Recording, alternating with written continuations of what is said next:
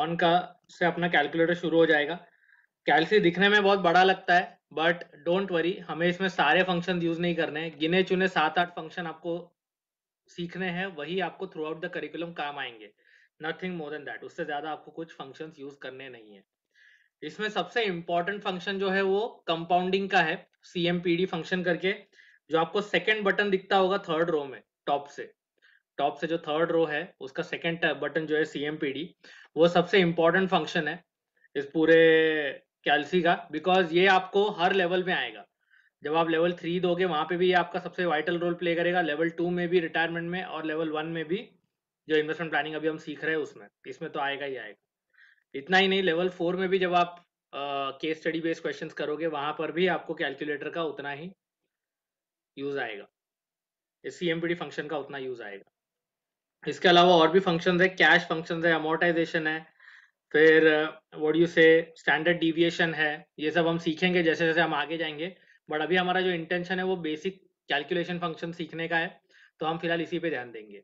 और हम function wise function जाएंगे, हम फंक्शन मिक्स नहीं करेंगे। जैसे एक फंक्शन सीख रहे हैं तो उसके सम्स करेंगे, उसके सारे एस्पेक्ट्स क्लियर कर लेंगे, and only then we will move to the second function. तो ऐसा नहीं होगा कि हम बीच में जंबल करेंगे, because I don't want you guys to get confused कि क्या हो रहा है। ये पहला टाइम है कि आप कोई एक फाइनेंशियल कैलकुलेटर यूज कर रहे हो, बहुत सारे लोग, तो इस वजह से आई वांट कि आपको जो भी फंक्शन आप सीखो उसका नुक एंड कॉर्नर सीख लो, ताकि आप जब पर्सनली खुद के लिए भी कैलकुलेशन करो तो यू शुड बी कॉन्फिडेंट कि जो आंसर आपको आ रहा है वो सही है या नहीं है। तो स्टार्ट होगी CMPD फंक्शन से, because is the most popular function of the entire curriculum, जो मोस्ट वाइडली और कॉमनली यूज होगा। तो CMPD फंक्शन क्या करता है? Basically CMPD function will help you to find out future value of your investments, present value of your investment, या आपको कितना इन्वेस्टमेंट करने की जरूरत है। जैसे फॉर एग्जांपल, अगर आप SIP करते हो म्यूचुअल फंड में, you don't know what value you are going to accumulate after 5 years 10 years और after certain period of time, तो CMPD आपको उसकी वैल्यू बता देगा। या समझो आपके पास वैल्यू अवेलेबल है कि आपको कितना चाहिए, जैसे आपका गोल है मुझे 10 लाख जमा करना है 5 साल में, अब वो 10 लाख जमा करने के लिए आज से आपको कितनी शुरुआत करनी है ये आपको वो बता देगा।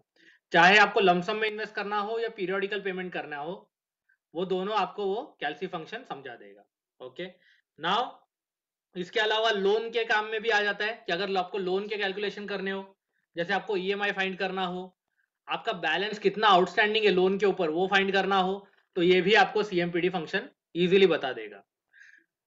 ये इन्फ्लेशन फैक्टर भी चीजें बता देता है, जैसे कुछ कैलकुलेशन ऐसे होंगे जहां पर इन्फ्लेशन एक बहुत बड़ा फैक्टर होता है, वो आपको कैलकुलेट करना पड़ेगा। ग्रोथ रेट में इन्फ्लेशन को फैक्टर करना पड़ेगा, वो भी कैलकुलेशन CMPD कर देगा। ऑल इन ऑल ये आपके 75 to 80% of the calculation CMPD से हो जाएंगे। ठीक है, नाउ आप लोग के हाथ में कैलकुलेटर्स है होपफुली। जैसे मैंने कहा कि आपका थर्ड बटन जो है CMPD, एक बार वो थर्ड रो का सेकंड बटन जो CMPD है उसे प्रेस करिए। अब आप लोग को क्या दिख रहा है?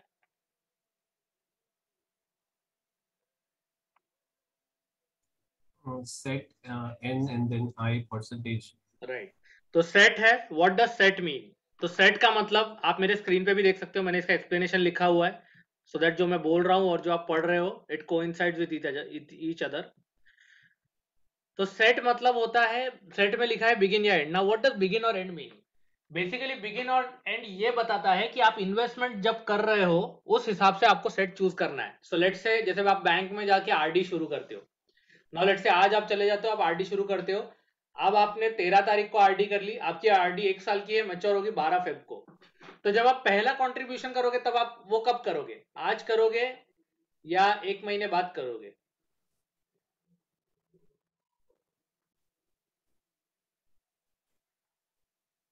When you open a recurring deposit with bank, when does your first contribution go? Does it go immediately or it goes after 1 month? Immediately. Immediately. हाँ, so whenever you make an immediate payment, आपका set हमेशा begin रहेगा. That means you are investing at the beginning of the period. But when you are making the payment after a certain period, now that certain period can be at the end of the month, at the end of the half year, at the end of the quarter, or at the end of the year, depending upon कि आपका payment structure कैसा है. So when you are making the payment after a certain period, तो उसको कहा जाएगा and mode. अगर इसका सिंपल एग्जांपल दूं, अगर आप म्यूचुअल फंड में एसआईपी कर रहे हो, एसआईपी आपने 1 तारीख को खोली ना, एसआईपी आप फर्स्ट पेमेंट का चेक देके भी कर सकते हो या आप 0 बैलेंस पे भी शुरू कर सकते हो। समझो आज है 13 तारीख, एसआईपी आपकी मंथली जाने वाली है। आप आज ने अगर आज आपने पहला चेक दे दिया एसआईपी का, तो उसको बोला जाएगा बिगिन मोड। क्यों? क्योंकि you are putting your first contribution on the first date of investment. जब से आपका इन्वेस्टमेंट शुरू हो रहा है उस दिन आप अपना पहला कॉन्ट्रीब्यूशन डाल रहे हो। बट लेट से अगर आपने 0 बैलेंस वाली एसआईपी खोल दी, मतलब आज कोई कंट्रीब्यूशन नहीं जा रहा, but from the next month onwards, that is March onwards, आपका कंट्रीब्यूशन जाना शुरू हो जाएगा। तो ऐसे केस में उसको क्या बोलेंगे? उसको बोला जाएगा एंड मोड। क्यों? क्योंकि आपकी इन्वेस्टमेंट आज से शुरू हुई है, बट उसका जो कंट्रीब्यूशन है पहला वाला, it is going to go from the next year onwards. तो बिगिन और एंड एक बहुत इंपॉर्टेंट रोल प्ले करता है।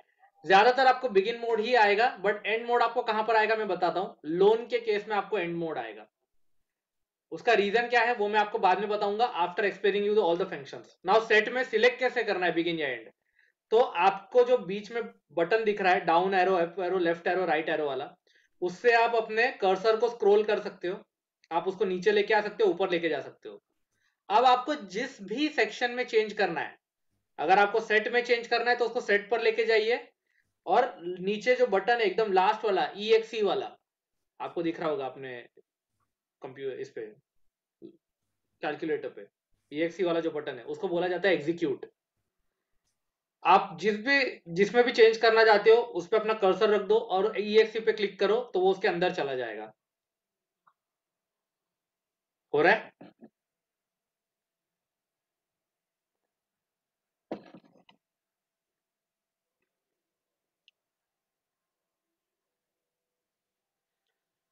EXE करके चला गया अंदर।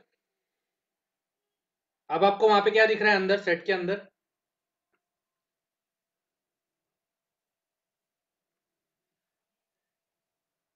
बिगिन और एंड दोनों ऑप्शन दिख रहे हैं। यस। तो अगर बिगिन है तो बिगिन सिलेक्ट करना है, एंड है तो एंड सिलेक्ट करना है। ठीक है, तो अभी इसको कुछ करते नहीं है, जैसा है वैसे ही रखते हैं। अगर आपको बाहर आना हो बिना कुछ चेंज किए तो कैसे बाहर आओगे? आपको एस्केप बटन दबाना है, जो सेकेंड रो में सेकेंड लास्ट बटन है, सॉल्व के बाजू में। सेकेंड रो में सेकेंड लास्ट बटन सॉल्व के बाजू में एस्केप का जो बटन है उसको दबाओगे तो आप बाहर आ सकते हो बिना चेंज किए। और अगर समझो आपको चेंज करना है, जैसे अगर आपके कैलसी में उसको बिगिन करना है, तो आप कर्सर से फिर से ऊपर नीचे जाके सिलेक्ट करिए और एग्जीक्यूट करिए। एग्जीक्यूट करोगे तो वो ऑप्शन सिलेक्ट हो जाएगा। बिगिन है तो बिगिन सिलेक्ट हो जाएगा, एंड है तो एंड सिलेक्ट हो जाएगा। Am I clear on this part? Yes, sir. Yes. Great. Now one set has been selected. इसके बाद मैंने और एक पॉइंट यहाँ पे लिखा है, जो थर्ड वाला पॉइंट है सेट के यहाँ पे, अगर आपको दिख रहा होगा, if question is silent always select begin mode. मतलब क्या है कि क्वेश्चन में आपको हिंट दी जाएगी कि जो प्रैक्टिकल प्रॉब्लम है वो बिगिन मोड में है या एंड मोड में है। जो भी क्वेश्चन है वो इन्वेस्टमेंट है, वो बिगिन मोड में है या एंड मोड में है, ये बताई जाएगी हिंट के थ्रू। लेकिन अगर क्वेश्चन साइलेंट है तो हमें हमेशा बिगिन मोड अज्यूम करना है। ठीक है, सो एंड मोड तभी ही यूज करना है जब क्वेश्चन स्पेसिफिकली मेंशंस की उसको एंड मोड में सॉल्व करना है। तो नाउ या तो वो चीज डायरेक्टली मेंशन की गई होगी, या फिर वो लोग फ्रेजेस के थ्रू मेंशन करेंगे। या तो डायरेक्टली बोल देंगे कि the investment is done at the end of the period, तो हो गया एंड मोड। या फिर वो फ्रेजेस यूज करेंगे। तो फ्रेजेस कौन से है जब मैं आऊंगा तब बताऊंगा आपको। जैसे ऑर्डिनरी एन्युटी बेसिस, तो ordinary annuity basis is again a phrase, तो वो फ्रेज है, उसको उसका मतलब होता है कि एंड मोड। वो क्या है तब मैं आऊंगा तब बताता हूं आपको। अभी फिलहाल सिर्फ मैंने आपको एग्जांपल के लिए बताया। फोर्थ क्वेश्चन है, in case of loan sums the set will always be and. Loan के केस में हमेशा एंड रहेगा। अगेन उसका रीजन भी मैं बताता हूं बाद में। नेक्स्ट है एन। एन पे कैसे आओगे? कर्सर डाउन करो, एन पे आ जाओ। एन मतलब क्या होता है? Number of years. जो ये हमें पता था, स्कूल से ही हम देखते आ रहे हैं, एन मतलब नंबर ऑफ ईयर्स होता है। हम कंपाउंडिंग के फंक्शन करते थे जब सिंपल इंटरेस्ट कंपाउंड इंटरेस्ट का क्या फॉर्मूला भी लगाते थे। उसमें जो एन होता था वो नंबर ऑफ ईयर्स वाला एन होता था, तो ये भी नंबर ऑफ ईयर्स है। इसके बाद आई आ जाओगे तो इंटरेस्ट रेट है। अच्छा, एन में चेंज कैसे करना है, तो आप एन पे कर्सर लेके आइए और समझो 10 ईयर्स है, तो आप जो नीचे नंबर दिख रहा है, आपको नंबर वाला बटन दिख रहा है 1 2 3 4 5 6 7 8 9 0, तो आपको अगर एन में 10 डालना है तो सिंपल एन पे कर्सर लेके आइए और 10 टाइप कर दीजिए नीचे 1 0 और एग्जीक्यूट करिए। अगर आप एग्जीक्यूट करोगे तो वो एंटर की तरह फंक्शन करता है और वो नीचे आ जाएगा आपका कर्सर फिगर डाल के। समझ में आ रहा है?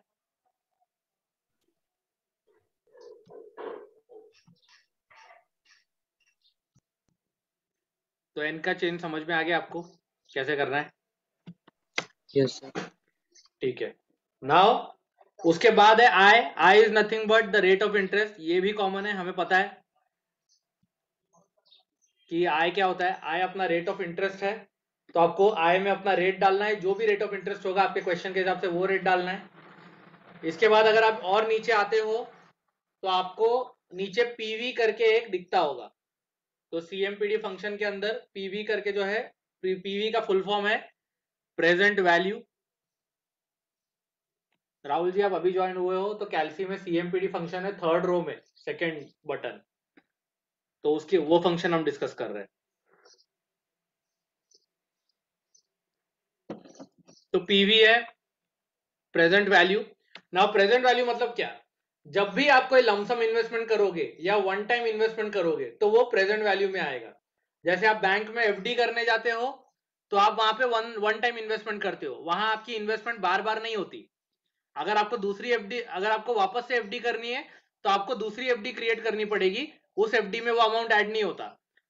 तो जब भी आप कहीं पे लमसम पेमेंट करोगे तो वो प्रेजेंट वैल्यू में आएगा। जैसे समझो आपने 5 लाख रुपीज उठा के म्यूचुअल फंड में डाल दिए, तो वो लमसम इन्वेस्टमेंट है, आप वो 5 लाख हर साल या हर महीने नहीं डालने वाले, वो आज डाल रहे हो, अगली बार कब डालोगे उसका कोई पता नहीं है, तो इसीलिए प्रेजेंट वैल्यू में वो अमाउंट आ जाएगा। अभी प्रेजेंट वैल्यू में जब भी आप फिगर डालोगे तो एक बात याद रखना है कि वो इनफ्लो है या आउटफ्लो है, जो भी आपने अमाउंट किया है। मतलब अगर आपने इन्वेस्टमेंट किया है तो वो क्या हुआ, आउटफ्लो हो गया। मतलब मैंने अगर म्यूचुअल फंड में डाले तो मेरा इन्वेस्टमेंट हुआ है, भले वो पैसा मेरा ही है, लेकिन आज मेरे लिए वो आउटफ्लो है। तो आउटफ्लो है मतलब मेरे पास से पैसा चला गया। तो जब पैसा चले जाएगा या कैश आउटफ्लो होगा तो आपको नेगेटिव में डालना है। तो कैसे डालोगे, प्रेजेंट वैल्यू पे आइए, आपका जो सेकेंड लास्ट रो है उसका लास्ट बटन है माइनस साइन का, माइनस क्लिक करके आप कोई भी फिगर डालिए, लेट्स से 10,000, माइनस टाइप करके 10,000 डालिए और एग्जीक्यूट कर दीजिए, तो वहां पे -10,000 आ जाएगा।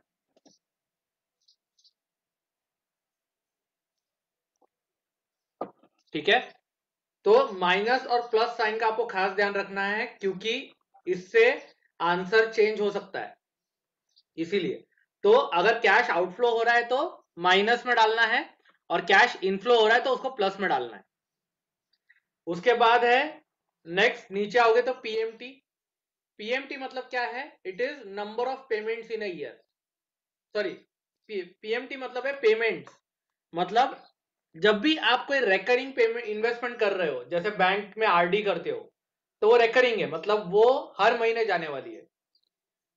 उसी तरह जब आप म्यूचुअल फंड में एसआईपी करते हो, वो भी हर महीने जाने वाली है। तो ऐसी कोई रेकरिंग पेमेंट है जो हर महीने जा रही है, या हर क्वार्टरली जा रही है, या हाफ ईयरली जा रही है, या एनुअली जा रही है। मतलब जरूरी नहीं कि महीने में जा रही हो, अगर क्वार्टरली भी जा रही हो, हाफ ईयरली भी जा रही हो, 1 ईयर में भी जा रही हो, तो भी हम उसको पेमेंट में डालेंगे। क्यों? क्योंकि वो पेमेंट एक बार नहीं जाएगी, वो बार बार जाएगी। जब एक बार पेमेंट जाती है तो हम उसको प्रेजेंट वैल्यू में डालते हैं, जब बार बार पेमेंट जा रही है कोई तो उसको हम पीएमटी में डालते हैं। ठीक है, अब इसमें कंडीशन क्या है, कंडीशन ये है कि आपके दो पेमेंट के बीच का गैप सेम होना चाहिए। जैसे आप जब बैंक में आरडी करते हो तो आप मंथली बेसिस पे करते हो, तो आप जब मंथली बेसिस पे आरडी करते हो तो क्या होता है, आपकी हर महीने इन्वेस्टमेंट जा रही होती है। तो हर महीने जब जाती है तो दो इन्वेस्टमेंट के बीच का गैप 1 महीने का ही होता है। जैसे अगर आप आज जाके आरडी खोल रहे हो 13 फरवरी को, इसके बाद आपकी जाएगी 13 मार्च को, फिर जाएगी 13 अप्रैल, 13 मई, मतलब हर इन्वेस्टमेंट के बीच में 1 महीने का गैप है, तो वो गैप एक रहना जरूरी है। उसके बाद अमाउंट भी सेम होना चाहिए। अगर अमाउंट अलग अलग है तो भी हम सीएमपीडी से सॉल्व नहीं कर पाएंगे। जैसे आरडी का अमाउंट सेम होता है, एसआईपी का अमाउंट सेम होता है, तो पीएमटी में वो फिगर आ जाएगा। तो पीएमटी अगर कोई भी सम या कोई भी इन्वेस्टमेंट है जो पीएमटी फॉर्मेट में है और उसको अगर सीएमपीडी से सॉल्व करना है तो उसके लिए उसका अमाउंट सेम होना जरूरी है। दूसरी बात, दो इन्वेस्टमेंट के बीच का गैप सेम होना जरूरी है। आप देखोगे तो यही मैंने यहाँ पर ब्रैकेट में लिखा है, the amount should be same and the gap between two payment should also be same.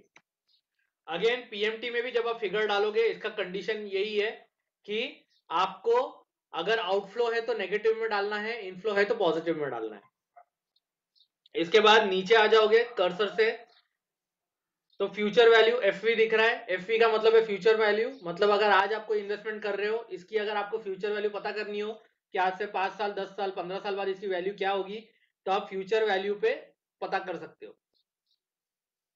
इसके बाद नीचे आओगे तो पी बाय वाई आपको दिख रहा है। पी बाय वाई मतलब number of payments per year, कि एक साल में आप कितनी बार पेमेंट कर रहे हो। अब पी बाय वाई जनरली 1 होता है, पी बाय वाई जनरली 1 होता है, लेकिन ये 1 के अलावा ये तभी चेंज होगा जब भी आपके पेमेंट में कोई फिगर होगी। तो मतलब जब भी आपके पेमेंट में फिगर होगी, ये जो 5th में हमने पेमेंट वाला फंक्शन देखा, जब भी आपके पेमेंट में फिगर होगी तभी जाके पी बाय वाई में नंबर चेंज होगा। अभी आपका पी बाय वाई 1 दिख रहा होगा, राइट।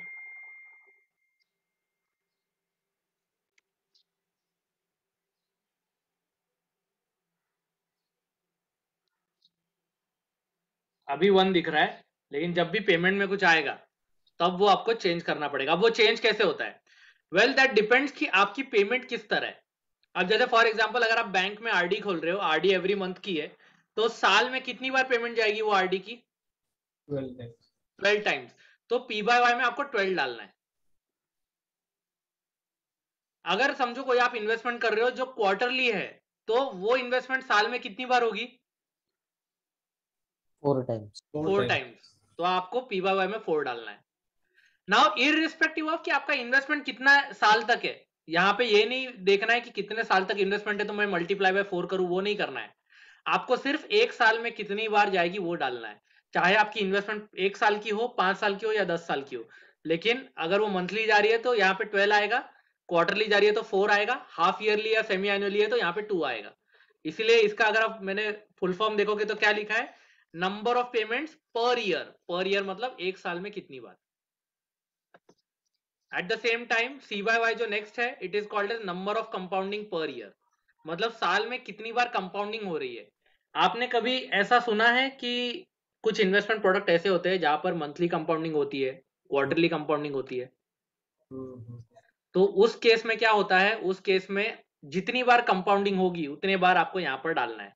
सो लेट्स से अगर आपने कोई इन्वेस्टमेंट में कोई प्रोडक्ट में इन्वेस्ट किया है जो क्वार्टरली कंपाउंडिंग कर रहा है, तो यहाँ पर आप 4 डालोगे number of compounding per year में।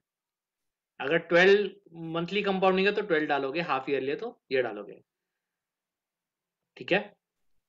अब एक इंपॉर्टेंट पॉइंट, जैसे मैंने बोला कि ये पी बाय वाई तभी ही चेंज होगा जब आपका पेमेंट में कुछ फिगर आने वाला है। मतलब अगर आपका पीएमटी 0 है तो पी बाय वाई में कोई चेंज नहीं आएगा, वो 1 ही रहेगा।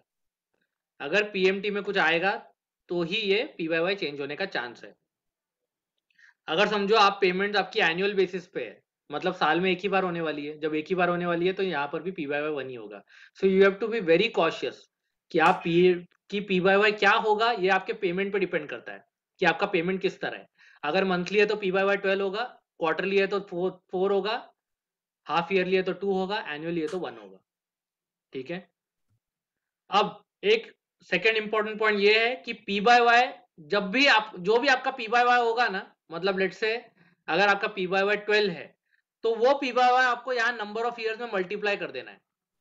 आप यहाँ पर देखोगे तो मैंने लिखा है n में number of years into P by Y लिखा है, मतलब अगर आपका 10 ईयर्स है, मंथली इन्वेस्टमेंट है, तो 10 इंटू 12 हो जाएगा 120।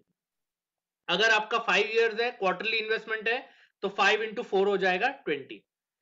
अगर आपका 20 ईयर्स है, सेमी एनुअल इन्वेस्टमेंट है, मतलब साल में 2 बार, तो 20 इंटू 2 40। तो जो भी आपका पीवाई यहाँ चेंज होगा वो आपको यहाँ मल्टीप्लाई करना है। तो अब इसको कोरिलेट कैसे करना है? जब भी पीएमटी चेंज होगा तो आपको पीवाई में चेंज लाना है, सॉरी, जब भी पीएमटी में फिगर आएगा तो आपको पीवाई में चेंज लाना है, और जब भी पीवाई चेंज होगा तो you have to make sure कि ये आप एन के साथ मल्टीप्लाई कर दो। तो ये स्टेप्स आपको फॉलो करने हैं सीएमपीडी फंक्शन में। This is how the CMPD function works. ठीक है। अगेन सीवाई के बारे में एक इंपॉर्टेंट बात दूसरी ये है कि अनटिल अनलेस स्पेसिफाइड, जब तक कंपाउंडिंग के बारे में कुछ बोला ना गया हो, आपको सीवाई 1 ही रखना है। क्वेश्चन स्पेसिफिकली बोलेगा कि compounding is quarterly, compounding is monthly और कंपाउंडिंग इज हाफ ईयरली, तो जब तक क्वेश्चन स्पेसिफाई नहीं कर रहा, don't change the compounding, it will always be 1। ज्यादातर चेंजेस पीवाई में आते हैं, सीवाई में उतने चेंजेस नहीं आते हैं।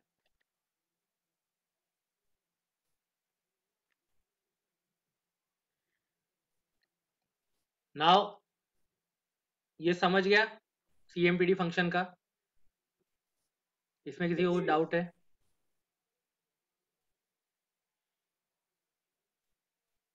सागर, आपको कुछ डाउट है?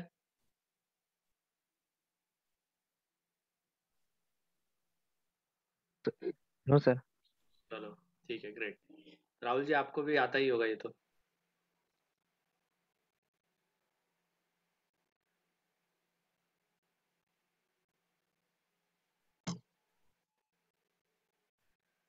अभी मैंने जैसे कहा कि ये सब तो मैंने बता दिया, ये इसका एक जनरल टेंडेंसी है कि आपको सीएमपीडी फंक्शन कैसे यूज करना है। इसके अलावा लोन के केस में मेरे को एक ये देना था कि जब भी आप लोन के सम सॉल्व करोगे तो मैंने आपको बोला था कि सेट एंड रहेगा बाय डिफॉल्ट। ठीक है। लोन के, हाँ हेलो,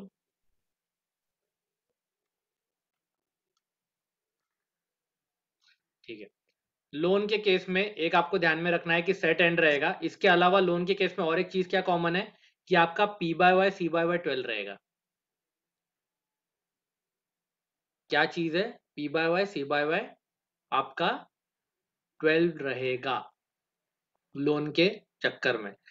क्यों रहेगा?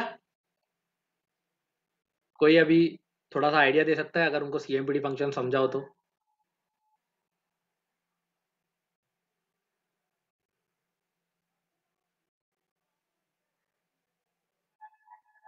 सर हम पेमेंट 12 बार करते हैं ना साल में। हाँ, लोन में आप ईएमआई एवरी मंथ पे करते हो, और एवरी मंथ पे करते हो इसीलिए मंथली इन्वेस्टमेंट है, साल में 12 बार होगी, तो वो ये क्या बोलते हैं, पी बाय वाई 12 होगा।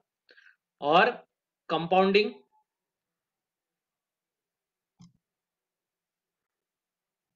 लोन में 12 टाइम्स ही रहेगा।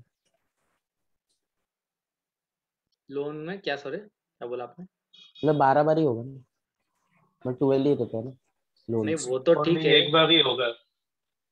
नहीं, कंपाउंडिंग क्यों 12 होती है? कंपाउंडिंग 12 इसीलिए होती है क्योंकि हम जब लोन पे करते हैं तो वो रिड्यूसिंग बैलेंस पे होता है, राइट?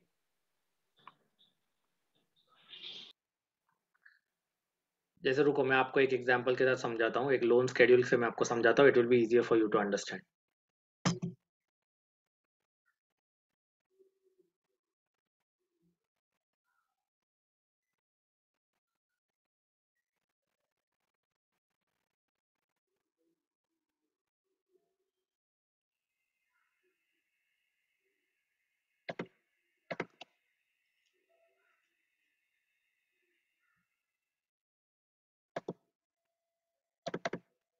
दिख रहा है एक्सेल शीट?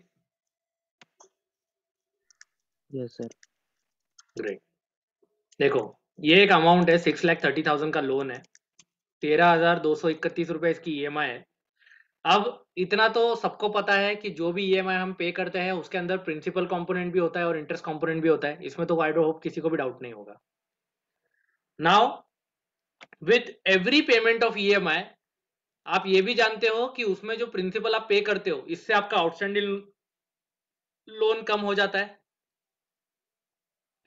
जैसे देखो यहाँ पर है 13,231 है, पहले ईएमआई में प्रिंसिपल इज 8,243.67 और बैलेंस अमाउंट इंटरेस्ट है। तो ये पहला ईएमआई पे करने के बाद आपका लोन 6,30,000 का है, तो क्या वो 6,30,000 ही रहेगा या कम हो जाएगा?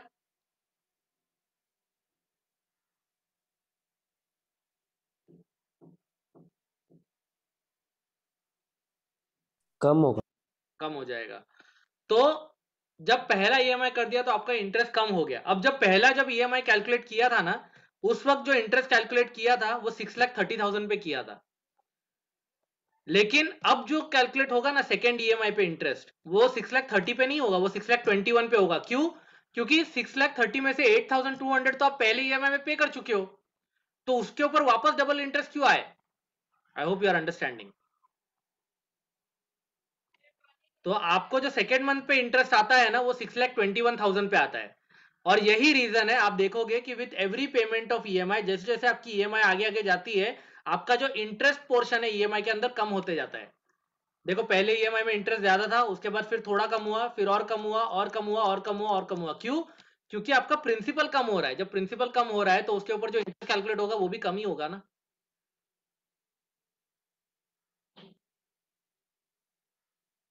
आई hope I am clear with my explanation.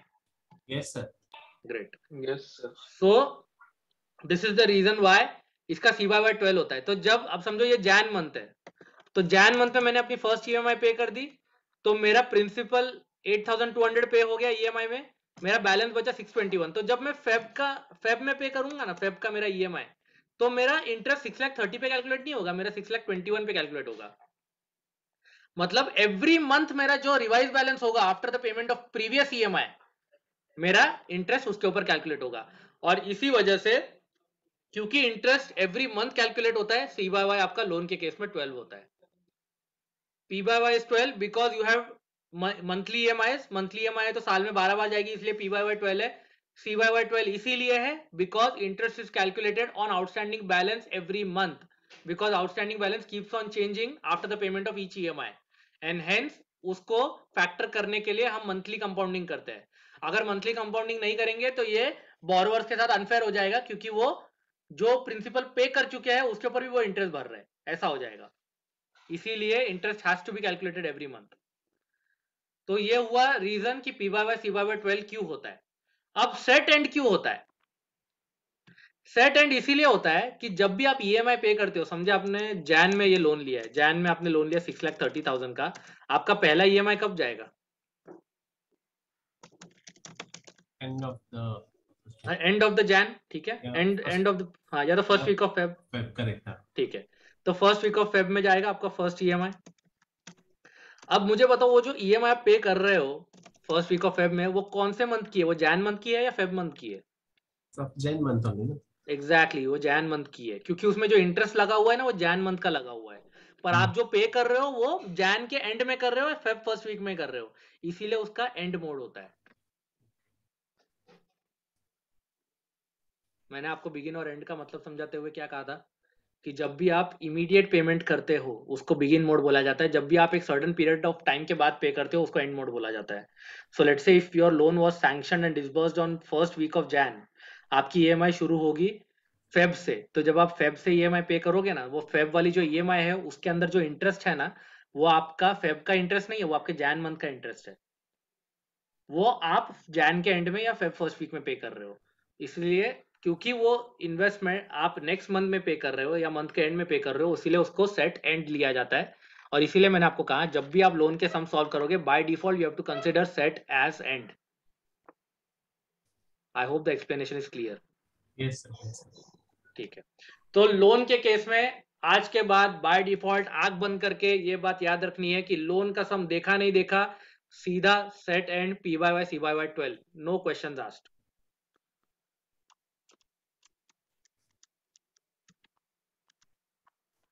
ये स्केड्यूल कैसे बनाना है ये भी मैं आपको सिखाऊंगा, ताकि आप लोग जब भी आगे जाके लोन लो, आप अपना स्केड्यूल खुद बना पाओ। तो आपको समझ में आएगा, you will not have to be dependent upon your banker इस चीज के लिए कि मुझे लोन का स्केड्यूल दे दे एंड ऑल। आप खुद भी बना सकते हो अपने लोन का स्केड्यूल। चलो CMPD फंक्शन सीखा है तो थोड़ा कैलकुलेट करके टेस्ट कर लेते हैं इसको कि बराबर काम करता है नहीं करता है। एज यू कैन सी पहला सम जो है बेसिक CMPD कैलकुलेशन है, बहुत सिंपल कैलकुलेशन है, एक एक स्टेप वाले क्वेश्चन है, जल्दी हो जाएंगे। पहला क्वेश्चन देखिए, if you invest ₹10,000 today at compound interest of 10% per annum, what will B its future value after 10 years. क्या है, एक क्लाइंट ने 10,000 रुपीज आज डाला है, कौन से रेट पे इन्वेस्ट किया है, 10% पे रेट पे किया है, कितने टाइम के लिए किया है, 10 इयर्स के लिए किया है। अब उसको जानना क्या है, जानना है कि उसकी फ्यूचर वैल्यू क्या होगी, मतलब he wants to know what will be the value. अब मुझे पहले ये बताइए, ये जो 10,000 डाल रहा है ये कैसा है, ये वन टाइम पेमेंट है या रिकरिंग पेमेंट है?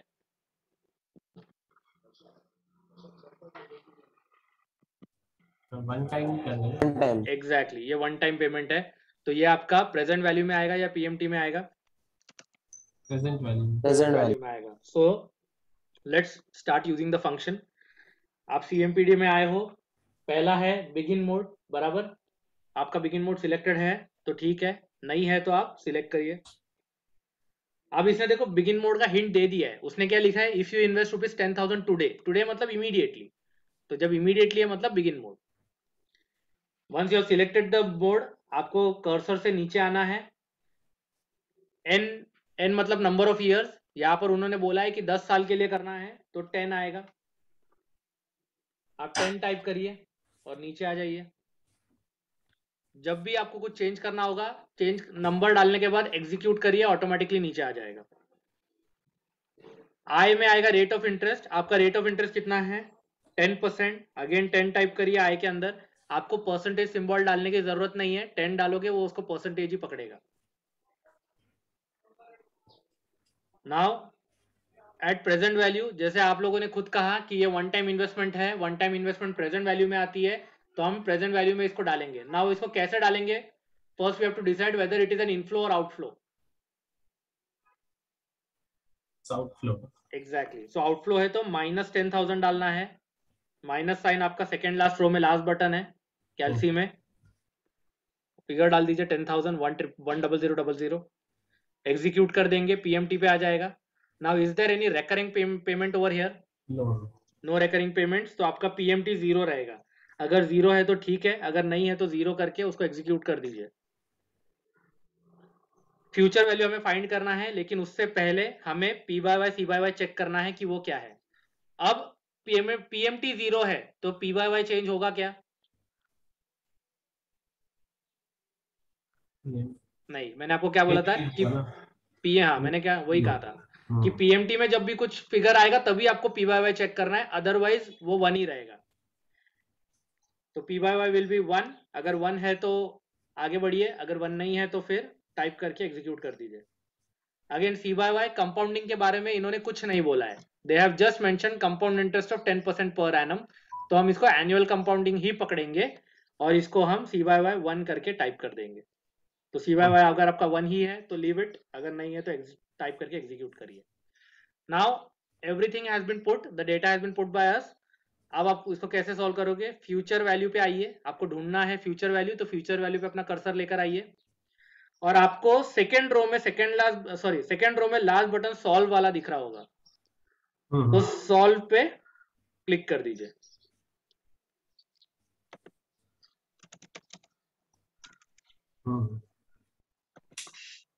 आपका आ गया 25,937 exactly. So this is how आपका फंक्शन सॉल्व होता है। तो मैं जस्ट यहाँ पे एक स्टेप लिख दे रहा हूँ ताकि आपको रेफर करने में आसानी हो जब भी आपके पास शीट हो। इसके सॉल्व्ड है शीट्स, वो मैं दूंगा आपको, बट अभी फिलहाल just for sake of practice, ताकि आपको हैबिट बने।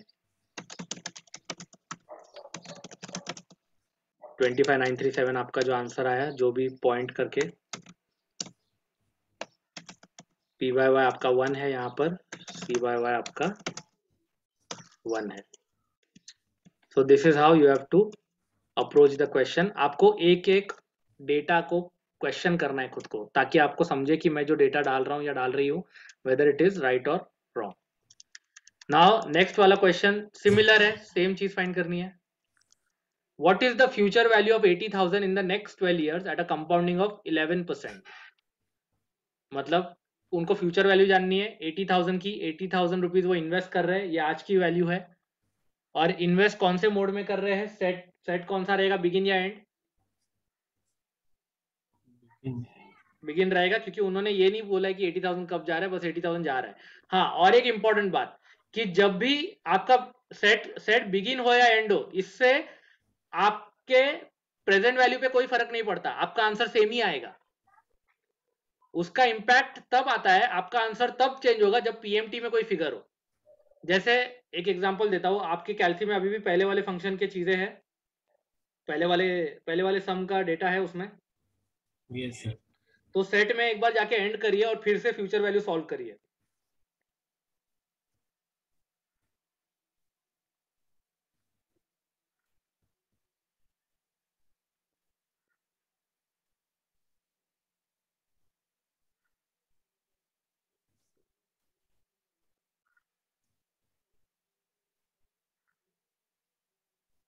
सेट में जाके एंड कर दिया।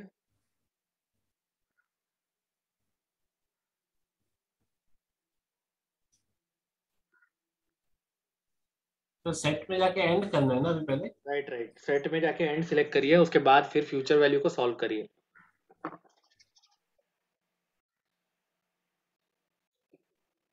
आई hope everybody is able to manage.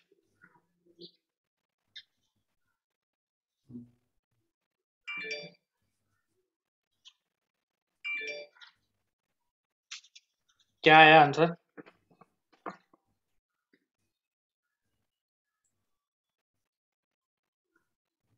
नहीं सर, नहीं हो रहा है थोड़ा।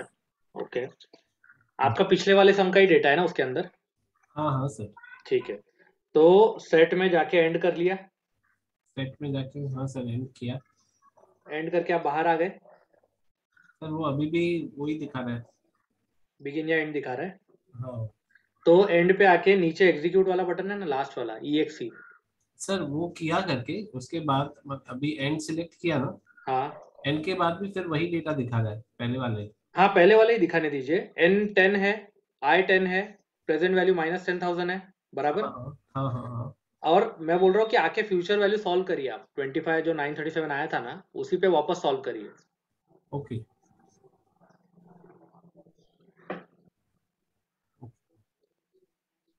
क्या आया आंसर?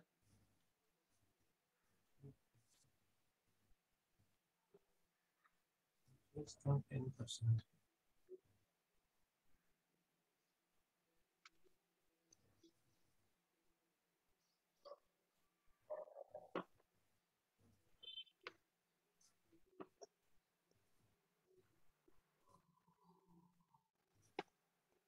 तो सेम ही आ रहा है ना। सेम ही आ रहा है, एग्जैक्टली। तो मुझे बताना यही था कि आप सेट बिगिन रखो या एंड रखो, जब तक पीएमटी में कोई अमाउंट नहीं, आपका आंसर अलग नहीं होगा। Okay okay, got it so this is what I wanted to prove. हाँ तो हाँ, तो सेट का इम्पैक्ट पीएमटी पे आता है, प्रेजेंट वैल्यू पे नहीं आता है। आप प्रेजेंट वैल्यू के जो सम्स है वो आप चाहे बिगिन मोड में सॉल्व करो, एंड मोड में करो, वो आंसर एक ही आएगा। Now second question, Sagar, I hope आपको क्लियर है। Yes sir. ठीक है, नाउ सेकंड क्वेश्चन में आप देखिए, what is the future value of 80,000 in next 12 years at compounding of 11%। तो आपका डेटा क्या रहेगा? हाँ, सेट बिगिन रखो, एंड रखो, कोई फर्क नहीं है। 80,000 आपका जो है लमसम इन्वेस्टमेंट है, it is not a recurring investment, तो वो प्रेजेंट वैल्यू में आ जाएगी। आपका एन जो है वो 12 इयर्स हो जाएगा। आई आपका 11% हो जाएगा।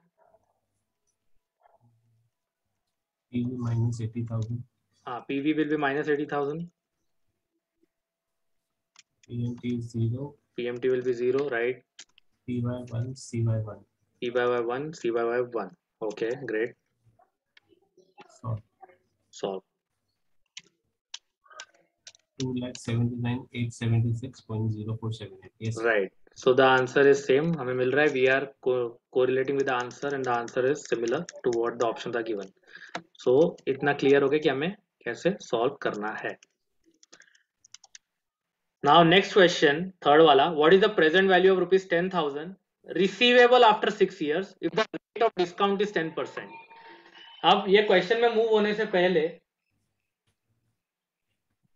एक सेकेंड ना।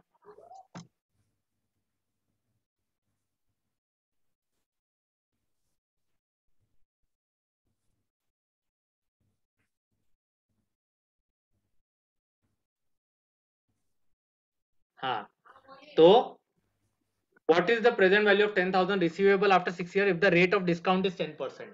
Now, क्वेश्चन में जाने से पहले I want to clear what is compounding and what is discounting. Have you heard this term? आपने सुना तो होगा ही, पक्का ही सुना होगा, रेट कंपाउंडिंग एंड डिस्काउंटिंग, ये टर्म सुना होगा। बट कब हम बोलते हैं कि ये कंपाउंडिंग कैलकुलेशन है और कब हम बोलते हैं कि ये डिस्काउंटिंग कैलकुलेशन है? So when we move from present value to future value, it's compounding, and when Right. we are moving from future value to present value, it reflects discounting. Exactly sir, एकदम precise है। So when you do forward calculation, मतलब आप present value से future value का calculation कर रहे हो, जो अभी हमने पहले दो सम में किया, that is called as compounding. When you do backward calculation, कि आपके पास फ्यूचर वैल्यू अवेलेबल है, आपको प्रेजेंट वैल्यू निकालनी है, उसको बोला जाता है डिस्काउंटिंग। तो कभी भी अगर आपके क्वेश्चन में टर्म आए, it is discounted at the rate, it is compounded at the rate, don't get confuse, they are nothing but they are the rate of interest. खाली वो आपको कैलकुलेशन का तरीका बता रहा है। जैसे ये वाले क्वेश्चन में जब वो बोल रहा है कि प्रेजेंट वैल्यू 10,000 की कितनी होगी, ये जो 10,000 है, it is receivable after 6 years if the rate of discount is 10%।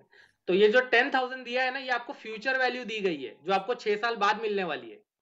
वो पूछना चाह रहा है कि इसकी आज वैल्यू क्या है if you consider the rate of return is 10%।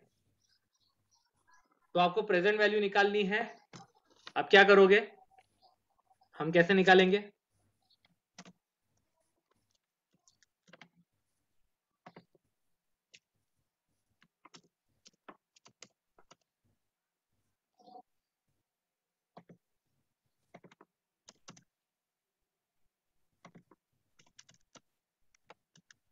तो आपका सेट बिगिन रहेगा, एन आपका होगा कितना?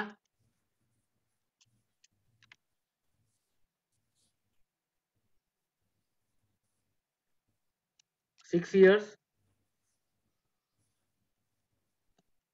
आपका आय होगा 10%। प्रेजेंट वैल्यू क्या है, हमें निकालनी है।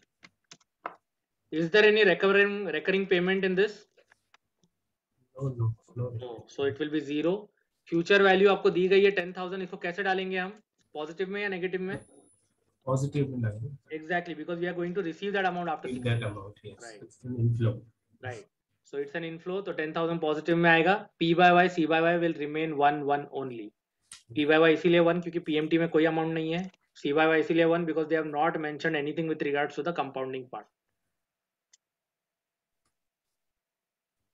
Yes sir, perfect. हाँ, तो आंसर आया 5, 6, 4, 5। और ये देखिए, आपने क्योंकि फ्यूचर वैल्यू पॉजिटिव में लिया, इसे प्रेजेंट वैल्यू नेगेटिव में आया।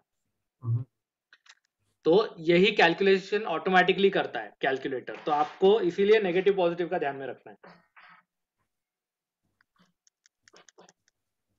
नाउ नेक्स्ट क्वेश्चन,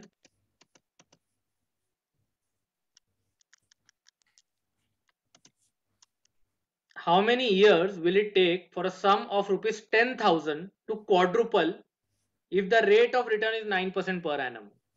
अब क्वेश्चन थोड़ा अलग है। अब यहाँ पे वो क्या पूछ रहा है आपको, हाउ मेनी ईयर्स बोल रहा है, मतलब आपको n फाइंड करना है। How many years will it take for a sum of rupees 10,000 to quadruple? Quadruple मतलब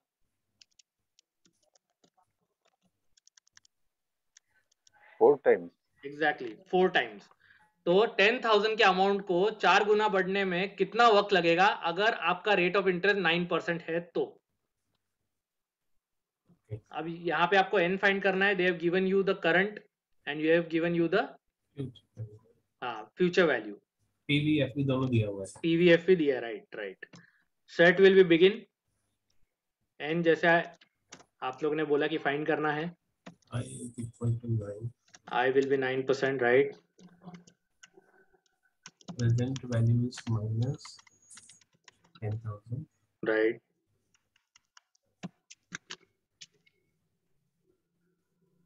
PMT 0, FV 40,000. Right. C by C by 16. 16.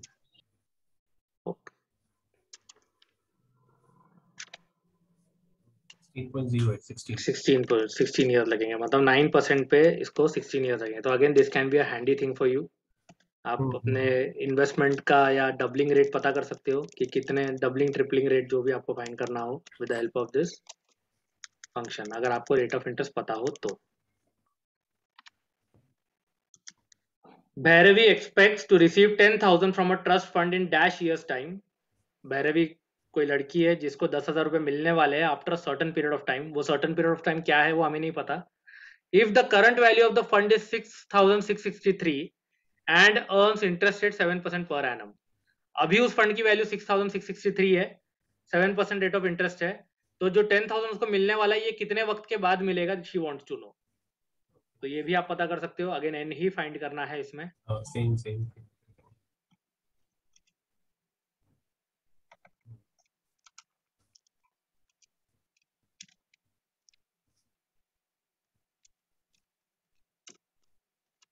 Interest is हाँ, 6.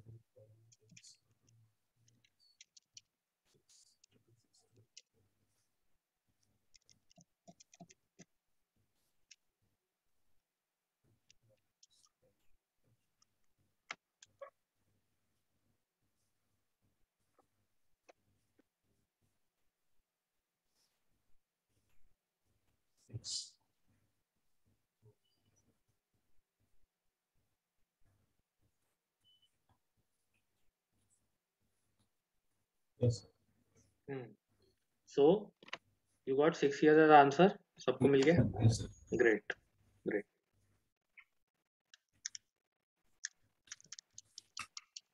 नाउ अगले वाले क्वेश्चन में थोड़ा अलग है। Someone promises to give you rupees 5,000 after 10 years in exchange for 1,000 today। मतलब कोई आपको बोल रहा है कि मैं 10 साल बाद आपको 5,000 दूंगा, आप मुझे 1,000 रुपए आज दे दो। तो वो कितना रेट ऑफ इंटरेस्ट आपको पे कर रहा है। तो अगेन फंक्शन सब सेम रहेगा, खाली जो फाइंड करना है वो अलग हो जाएगा। यहाँ पे आपको आई फाइंड करना है, एन आपके पास अवेलेबल है। N is कितनी 10 years। Okay.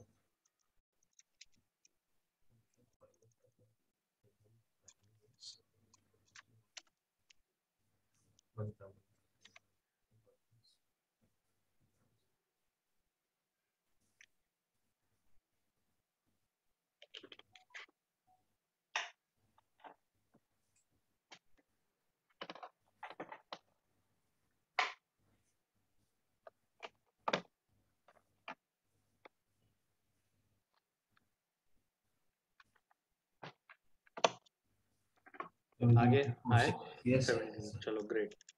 सो आपको अब ये पता चल गया कि हम पीवी कैसे फाइंड कर सकते हैं, फ्यूचर वैल्यू कैसे फाइंड कर सकते हैं, रेट कैसे फाइंड कर सकते हैं और एन कैसे फाइंड कर सकते हैं। सो ये आपको यहाँ पर पता चल गया। इसका नेक्स्ट क्वेश्चन है, the IDBI deep discount bond offers an investor ₹50,000 after 20 years. एक IDBI का बॉन्ड है deep discount bond. Deep discount bond मतलब क्या होता है, कभी सुना है? तो deep discount bond is basically a bond जो डिस्काउंटेड रेट पे इशू होता है। मतलब ऐसे बॉन्ड जो होते हैं, चाहे जीरो कूपन बॉन्ड हो, डीप डिस्काउंट बॉन्ड हो, इन लोग इंटरेस्ट नहीं पे करते, इन लोग आपको डिस्काउंटेड वैल्यू पे इशू किए जाते हैं। सो 100 रुपीज का बॉन्ड आपको 80 पे दिया जाएगा, मैच्योर 100 पे होगा, तो जो 20 रुपीज है वो आपका इंटरेस्ट है।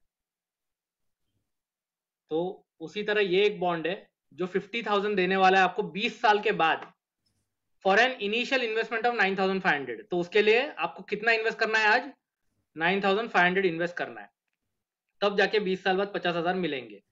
तो what is the interest rate that they are paying you.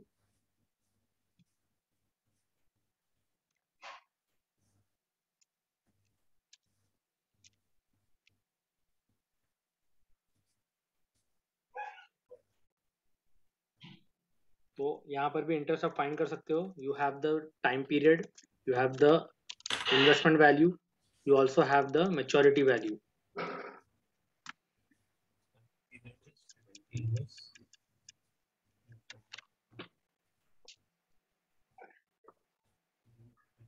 minus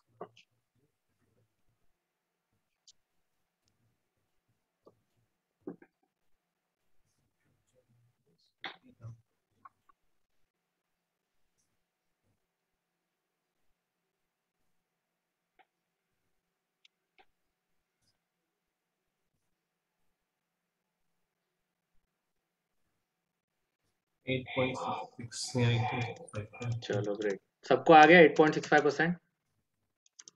yes sir. Great. सागर आपको आ रहा है ना? कुछ भी डाउट हो तो पूछिए। Yes sir. ठीक है। नाउ ये बहुत सिंपल सम्स थे, एक एक स्टेप वाले थे, आपको कहीं कुछ चेंज नहीं करना था, P by Y C by Y सब सेम था आपका, आपको सिर्फ उसको अप्लाई करना था। अब देखते हैं थोड़ा P by Y C by Y और पीएमटी का भी इंटरफेरेंस देखते हैं। अभी तक तो हमने सिर्फ प्रेजेंट वैल्यू और फ्यूचर वैल्यू का देखा, तो वो कैसे सॉल्व होंगे वो भी देखते हैं। 8th क्वेश्चन आपका दिखा रहा है, if rupees 1 lakh becomes 1,50,000 in 2.5 years. क्या बोल रहे हैं? आपका 1,50,000 हो जाता है 2.5 years when compounding is done semi annually, find the annualize rate of interest. आपने कितना डाला? आपने डाला 1 लाख। ये आपका लमसम है या रिकरिंग इन्वेस्टमेंट है? लमसम। लमसम है। लमसम। ठीक है, तो ये आपका प्रेजेंट वैल्यू में आ जाएगा। अब 1,50,000 है, ये आपको 2.5 ईयर्स के बाद मिलने वाला है, ये आपका फ्यूचर वैल्यू है। 2.5 ईयर्स आपका ये टाइम पीरियड है, और यहाँ पे बोला है compounding is done semi annually. तो कंपाउंडिंग सेमी एनुअली है मतलब साल में कितनी बार? 2 बार। 2 बार होगी। तो कंपाउंडिंग सेमी एनुअली है, पीएमटी कुछ भी नहीं है, यहाँ पे पीएमटी कुछ नहीं है तो पीवाईवाई कुछ नहीं आएगा। तो find the annualize rate of return, they want to know what will be the rate of return. तो आपका सेट बिगिन होगा। अब n क्या होगा? n विल बी 2.5, तो आप 2.5 ऐसा टाइप कर सकते हो वहां पे। पॉइंट आपको लास्ट रो में सेकंड बटन है, 0 के बाजू में। हाँ, आई आपको फाइंड करना है, present value is -1 lakh, PMT कुछ भी नहीं आएगा because there is no recurring payment happening. Your future value is 1,50,000, P by Y is 1, C by Y is 1. Sorry, C by Y will not be 1 क्योंकि ये compounding semi annually है तो ये 2 हो जाएगा। 2 हो जाएगा। राइट।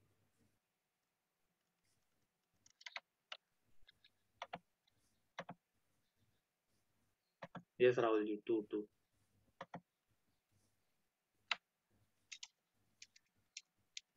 तो आएगा 16.89।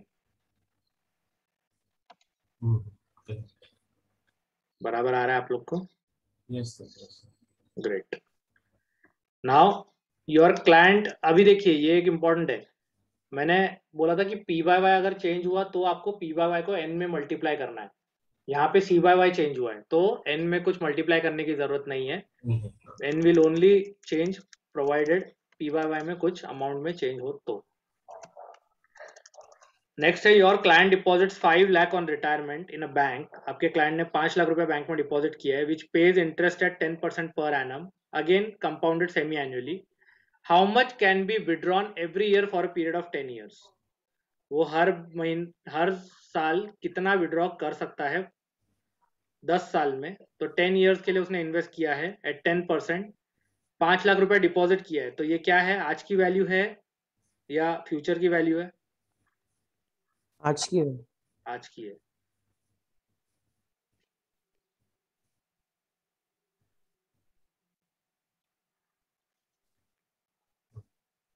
तो ये इनफ्लो है या आउटफ्लो है? आउटफ्लो। आउटफ्लो है, राइट।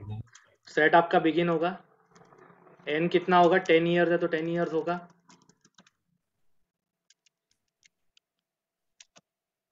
आई आपका कितना है?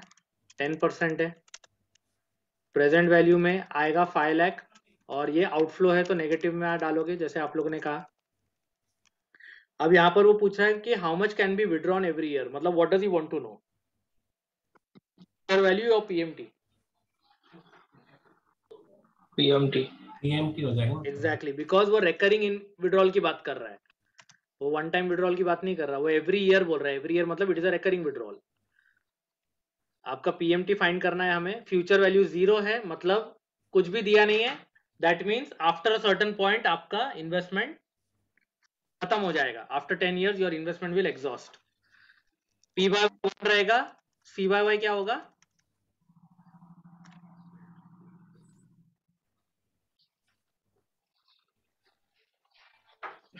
10 years to C by Y क्या C होगा? by Y is you have 10.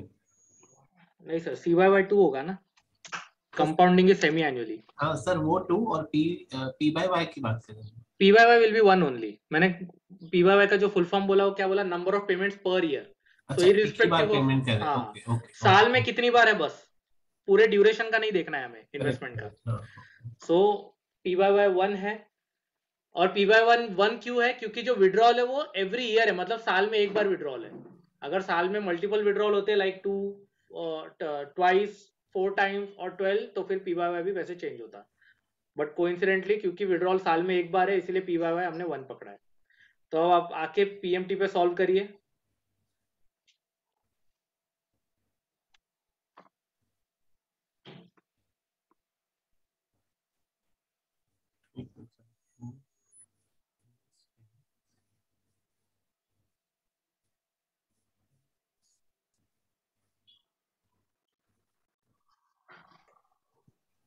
Hello. हाँ, सर यहाँ सेट एंड होना चाहिए. सेट एंड क्यों होगा सर? सर इसमें डिपॉजिट करने के बाद वो पैसा निकालेगा ना सर, एट द हाँ. End of year. Eight the end of year बराबर है, वो निकालेगा eight the end of the year. लेकिन ईयर में जो भी अमाउंट आपको आ रहा है वो किस बेस पे आ रहा है? कभी कहते हैं हाँ, वो आ रहा है आपके कभी हुआ इन्वेस्टमेंट है. के बेस पे. हाँ, मैंने जो outcome हुआ है. एग्जैक्टली तो मैंने जब आपको वो सेट वाला बात समझाया था, एंड और बिगिन, मैंने आपके कंट्रीब्यूशन की बात की थी. आपको कब मिल रहा है उसकी बात नहीं की थी. तो आपका कंट्रीब्यूशन कब हो रहा है वो मैटर करता है. यहाँ पे जो आपका कंट्रीब्यूशन है वो बिगिन में हो रहा है. अच्छा, ठीक ठीक ठीक. आया 74601 हाँ. सब? Yes sir, yes sir. Great. तो 74601 is the value that you will be getting.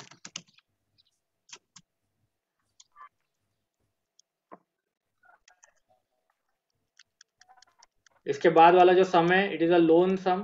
Mihir has taken a loan of 25 lakhs from his employer for purchase of a flat at 10% per annum compounded monthly for a period of 20 years. Mihir ने 25 लाख का loan लिया अपने employer से. उसके terms क्या है?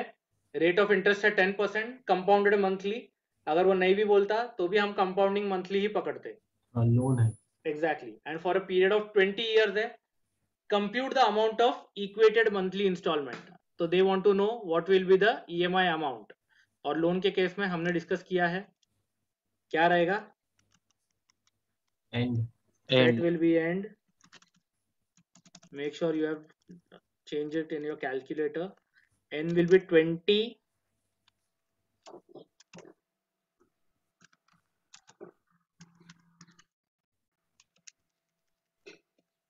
I है आपका 10%. ये 25 लाख कब कहां पर आएगा? टेकन लोन सर, रिसीव किया है. रिसीव किया है. पर ये कभी रिसीव किया है? आज रिसीव किया है, राइट? तो it is the present value. और प्रेजेंट वैल्यू में पॉजिटिव आएगा क्योंकि even though it is loan but you have received it. Inflow है. तो ये 25 लाख प्रेजेंट वैल्यू में आ जाएगा. तो यहाँ पर हमें ट्रांजैक्शन का सिचुएशन नहीं देखना है, हमें देखना है सिर्फ इनफ्लो या आउटफ्लो, एंड अकॉर्डिंगली हमें साइन चेंज करना है. पीएमटी हमें फाइंड करना है बिकॉज ईएमआई फाइंड करना है. ईएमआई मतलब रिकरिंग पेमेंट मतलब पीएमटी फाइंड करना है. Future value will be 0 because after 20 years the loan will get exhausted. Loan आपका कंटिन्यू नहीं रहेगा. एंड पी बाय वाई 12 रहेगा. क्यों? क्योंकि आपकी ईएमआई साल में 12 बार जाएगी. मंथली ईएमआई है तो 12 बार जाएगी साल में, तो 12 बार जाएगी तो पी बाय वाई 12 हो जाएगा. और जब पी बाय वाई 12 हो जाएगा तो आपको क्या करना है? एन में इसको मल्टीप्लाई करना है. एग्जैक्टली. इसके बाद coming on to the C by Y, compounding भी 12 हो जाएगी. इसका मैंने आपको एग्जांपल लोन के शेड्यूल के साथ दिया था कि क्यों 12 हो जाएगी. Because loan is calculated interest is calculated every month. Since every month interest calculate होगा तो ये 12 हो जाएगा. Now let me know what is the PMT that you guys are getting. Sure. 23,926. नहीं,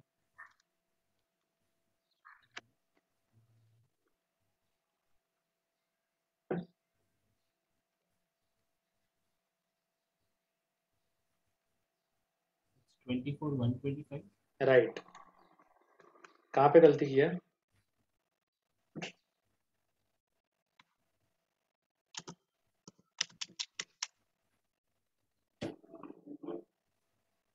अगर आपको आया था 23,926 नो सर, मेरे को 24,125 है। आया ना बराबर? ठीक है। हर्ष आपको आया था क्या? हाँ सर। आया बराबर अभी? सर 1 मिनट देख रहा हूँ। ना देखिए। So this is the manner in which you can calculate your EMI. आपका EMI इस तरह से कैलकुलेट हो जाता है। तो आप ये अपने, अगर आपका कोई एग्जिस्टिंग लोन चल रहा है उसके अगर आप ओरिजिनल टर्म्स एंड कंडीशन देखोगे, उसके बेस पे अगर आप अपना EMI कैलकुलेट करोगे तो आपको एग्जैक्टली वही EMI आएगा जो अभी आप भर रहे हो।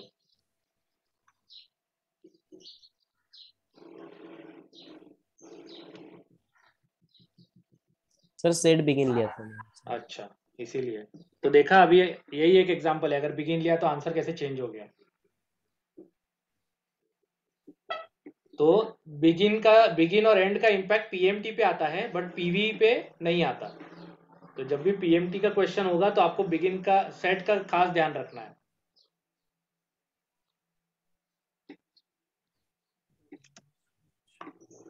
Now next question, Geeta invest ₹2,000 at the end of each month for 48 months.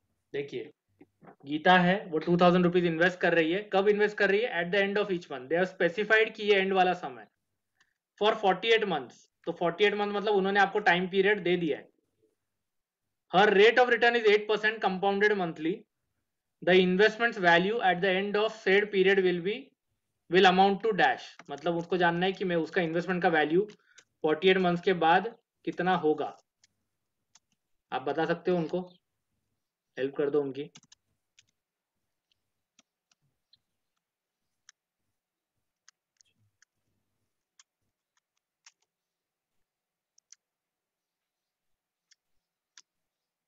कैसे करेंगे? सेट आपका क्या होगा? एंड होगा, क्योंकि बोल दिया है उसने कि and of each month contribution जा रहा है। एन आपका 48 मंथ्स आपको रेडीली अवेलेबल दे दिया है। मंथली कंट्रीब्यूशन है, आप वैसे भी उसको 4 × 12 करते तो 4 × 12 48 ही आता। तो उन्होंने आपको रेडीली 48 मंथ दे दिया है, तो आपको यहाँ पे कुछ भी मल्टीप्लाई करने की जरूरत एज ऑफ नाउ नहीं है। आय आपको दिया है 8% पर एनम उनके इन्वेस्टमेंट का ग्रोथ रेट या rate of return. Present value, कोई लमसम इन्वेस्टमेंट आपको दिख रही है यहाँ पर? No, so it will be 0। फिर 2,000 रुपीज जो इन्वेस्ट कर रहे हैं वो क्या है? पीएमटी। राइट, क्योंकि वो क्योंकि वो रिकरिंग इन्वेस्टमेंट है और क्योंकि वो आउटफ्लो है तो नेगेटिव में आएगा। फ्यूचर वैल्यू हमें पता करना है। पी बाय वाई आपका क्या रहेगा? 12, क्योंकि पीएमटी मंथली बेसिस पे है, पी बाय वाई 12 हो जाएगा। और कंपाउंडिंग किस तरह है? मंथली 12। तो ये भी 12।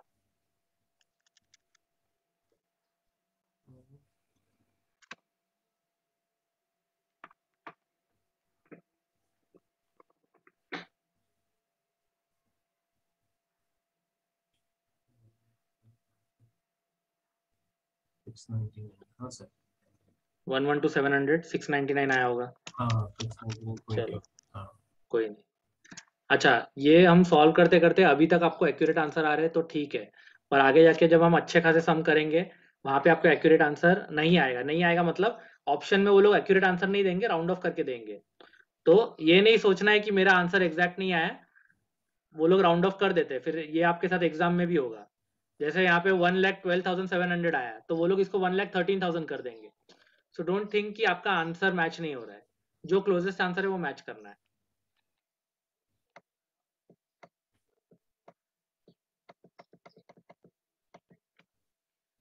Now John has an investment with current value of 6,000. Over that he also wishes to save ₹100 every year. If the value of the market is expected to rise to ₹7,200 by 3 years, the approximate yield on the investment is dash. क्या है approximate yield? मतलब उनको rate of interest जानना है। तो data क्या क्या आपके पास अवेलेबल है? सेट है सर, पीवी है, पीएमटी है राइट, और एफबी है। बराबर। सेट आपके पास बिगिन रहेगा, एंड रहेगा? सेट बिगिन रहेगा। एन क्या रहेगा आपका? कितना है सर इसमें? 3 ईयर 3 रहेगा। आई क्या रहेगा? निकालना है, फाइंड आई आउट। निकालना है, बराबर। प्रेजेंट पीवी वैल्यू आपके पास अवेलेबल है -6000 -6000, क्योंकि ये आउटफ्लो है, अभी भी द वैल्यू इज इन्वेस्टेड। -100। हाँ, पीएमटी -100 है, क्योंकि 100 रुपीज वो एवरी ईयर डाल रहा है। एवरी ईयर मतलब रिकरिंग इन्वेस्टमेंट है, हर साल होने वाली है, तो पीएमटी में आएगी। 7200। 7200 will be a future value, और ये पॉजिटिव रहेगी बिकॉज ये मिलने वाली है आपको।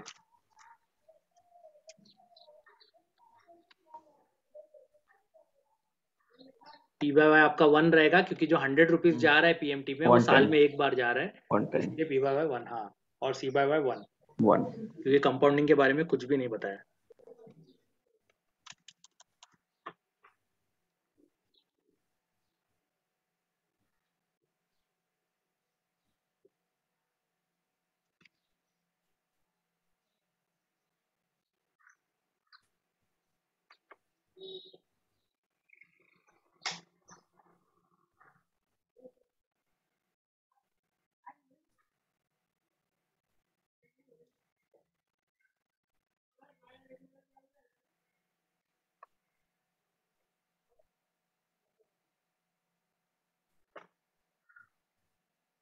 आया 4.62।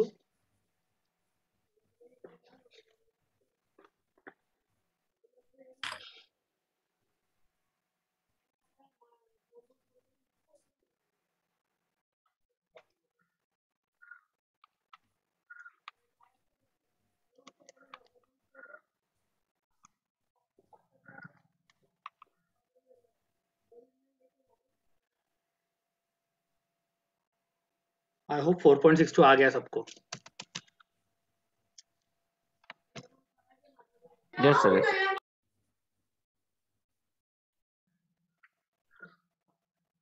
ठीक है, आगे बढ़ू? एक मिनट सर। हाँ, sure sure, take your time.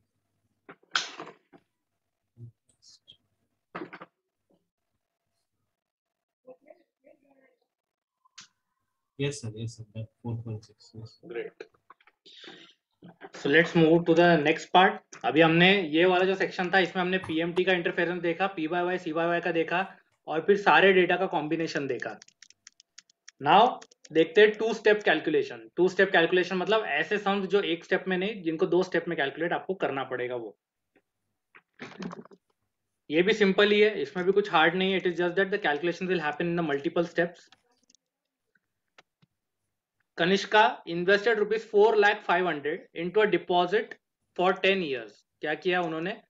4,05,000 rupees deposit किया है 10 साल के लिए एट 9.5% पर एनम। 9.5% पे किया है। फॉर द फर्स्ट 5 ईयर्स, पहले 5 साल के लिए, द बैंक पे सेमी एनुअल कंपाउंडिंग इंटरेस्ट। क्या हो रहा है? पहले 5 साल के लिए सेमी एनुअल कंपाउंडिंग इंटरेस्ट मिल रहा है। सेमी एनुअल मतलब साल में कितनी बार? 2 बार। 2 बार। उसके बाद for the next 5 years compounding is quarterly. उसके अगले 5 साल के लिए कंपाउंडिंग क्वार्टरली हो रही है। 4 times. हाँ, 4 टाइम्स हो रही है। अभी इसको हम एक स्टेप में नहीं कर पाएंगे, क्योंकि सी बाय वाई तो एक ही है। या तो आप 2 डाल सकते हो, या तो आप 4 डाल सकते हो। तो जब ऐसी सिचुएशन होगी तो हमें क्या करना है? हमें स्टेप आंसर को, मतलब क्वेश्चन को ब्रेक करके सॉल्व करना है, मतलब 2 स्टेप्स में सॉल्व करना है। 5 में divide करना है, 5 एग्जैक्टली, हाँ। सो पहले आपको फर्स्ट 5 ईयर्स करना है, उसके बाद आपको नेक्स्ट 5 ईयर्स का करना है। तो जब आप फर्स्ट 5 ईयर्स करोगे तो आंसर क्या आएगा? अच्छा, कर लेते फॉर 0 to 5 ईयर्स, हैं।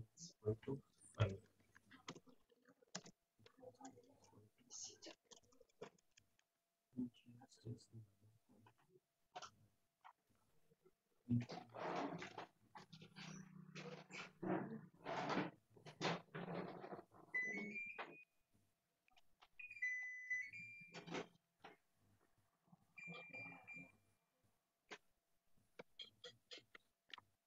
बिगिन रहेगा आपका n विल बी 5 क्योंकि हम पहले से 5 साल के लिए कर रहे हैं। i आपका रहेगा 9.5,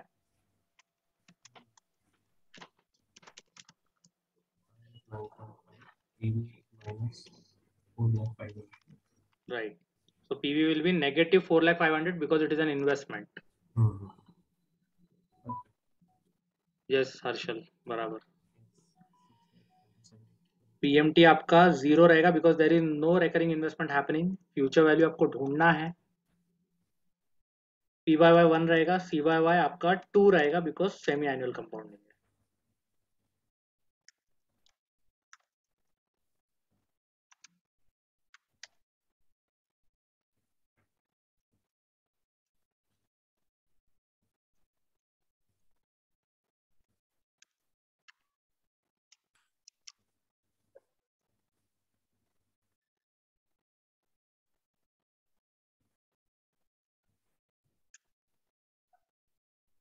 तो फ्यूचर वैल्यू आ गई।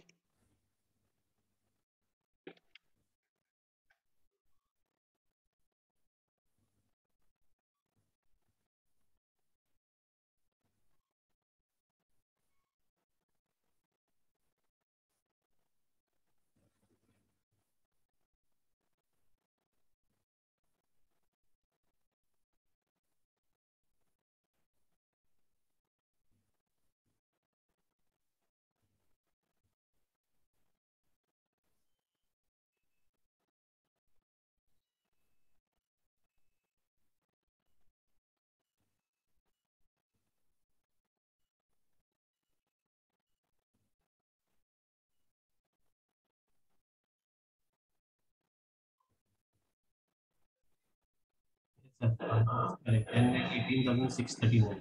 चलो आ गया ग्रेड। Yes. अच्छा चलो गुड, सबको आ गया। सागर आपको कुछ है डाउट? नो सर, आ गया। ग्रेट। तो अच्छा, ये फ्यूचर वैल्यू प्रेजेंट वैल्यू में 6,37,000 को डाला होगा, Yes, sir. आपने टाइप किया होगा। Mm-hmm. तो टाइप करने की आपको जरूरत नहीं है। आप क्या कर सकते हो, जो भी आपका फ्यूचर वैल्यू में आंसर आया है ना, उसको प्रेजेंट वैल्यू में जाके सिर्फ माइनस आंसर करके एग्जीक्यूट कर देना है। Okay. जैसे अभी आपका 10,18,000 आया है, ठीक है? हाँ. प्रेजेंट वैल्यू पे जाइए कर्सर लेके, माइनस और सेकेंड लास्ट बटन है लास्ट लाइन में आंसर, हाँ. उसको दबा के एग्जीक्यूट करिए, वो कॉपी पेस्ट हो जाएगा। हाँ सर, आया. हाँ, तो इससे आपका राइटिंग का एफर्ट बच जाएगा। बराबर. It will be easier for you to copy paste the data. तो दिस इज वेरी गुड, आप लोगों ने कर लिया। आई होप बाकी लोग को भी कोई इशू नहीं है। Everybody is able to manage it smoothly, simple sums है। ग्रेट। नेक्स्ट है, Harvinder has invested 3,56,000 into a fund for long term that is for 13 years. 13 years के लिए उन्होंने इन्वेस्ट किया है at 10.25% per annum. The issuer pays him interest compounded monthly for first 7 years and compounded quarterly for next 6 years. मतलब 13 साल की total investment है, उसमें से पहले 7 साल मंथली कंपाउंडिंग मिल रही है और अगले 6 साल क्वार्टरली कंपाउंडिंग मिल रही है। जानना उनको यह है कि how much can he withdraw after 13 years to meet his goal of higher education of the son, कि बेटे के हायर एजुकेशन के लिए उसके पास कितने फंड्स अवेलेबल होंगे आफ्टर 13 ईयर्स, अगर कंपाउंडिंग इस पैटर्न के हिसाब से फॉलो की गई हो तो। सेम आपको जैसे आपने पहला वाला सम सॉल्व किया था वैसे ही करना है, डेटा खाली चेंज हो गया है, एवरीथिंग विल रिमेन सेम। और वो माइनस आंसर वाला यहाँ पर आप प्रैक्टिस करना। तो यहाँ पर आएगा फॉर 0 to 7 ईयर्स, पहला है, उसके बाद 7 to 30।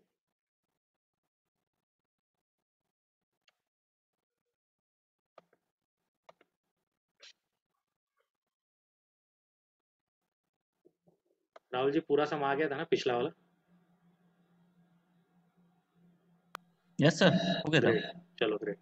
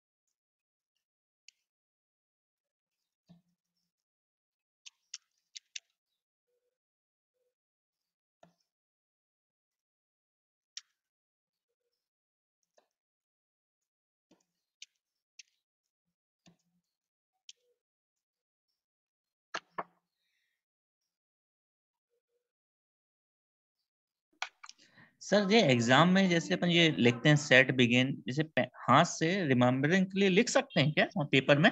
आप रफ पेपर रहेगा ना आपके पास, रफ पेपर लिख आप सकते कर, हैं ना? हाँ हाँ लिख सकते हो। ये मतलब अच्छा रहता है लिखने में मेरे को। हाँ तो अच्छा है, रिमेम मतलब मैं भी इसीलिए हैबिट डाल रहा हूँ ताकि आपको वो ध्यान में रहे।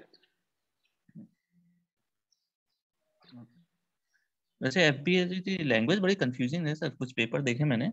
हाँ वो क्या है कि लैंग्वेज इंटरप्रिटेशन का बहुत पूरा कंफ्यूजिंग। खेल है, मतलब एक बार आपको वो समझ में आ गया तो फिर आपको इशू नहीं आएगा, शुरू में थोड़ा होगा। जी। मतलब वो तो मेरे साथ भी हुआ है, मतलब उसमें कोई भी ऐसा ये नहीं है कि किसी को तकलीफ होगी नहीं होगी, मेरे साथ भी हुआ हम्म। है। बट अगेन एक लेवल, जैसे आपका अभी एक लेवल चल रहा है, आप जैसे आगे जाओगे आप यूज टू समझ में आ जाएगा वो चीज़ें देख के। ओके।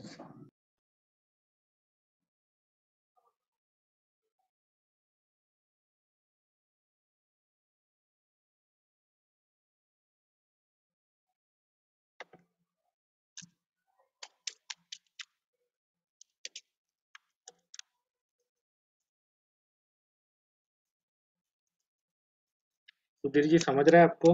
आपका तो वैसे हो गया है।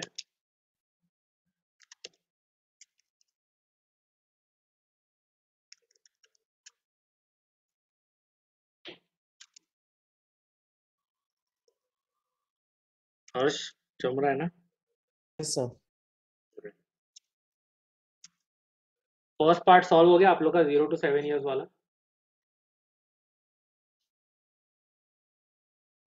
Yes, sir. यस।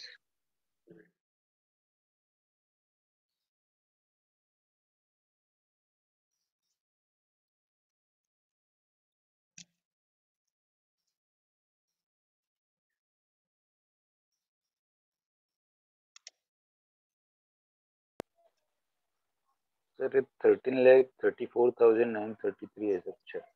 ग्रेट, अच्छा है।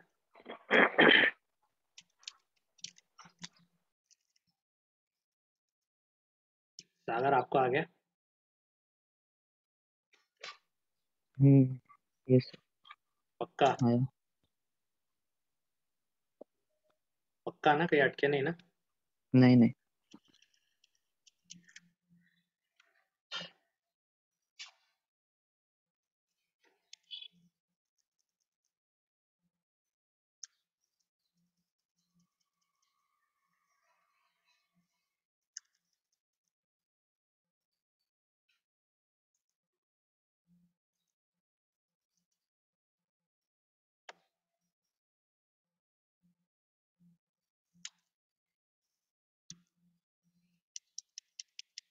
वो माइनस वाला ट्राई करके देखा कैसे वो कॉपी पेस्ट होता है आंसर?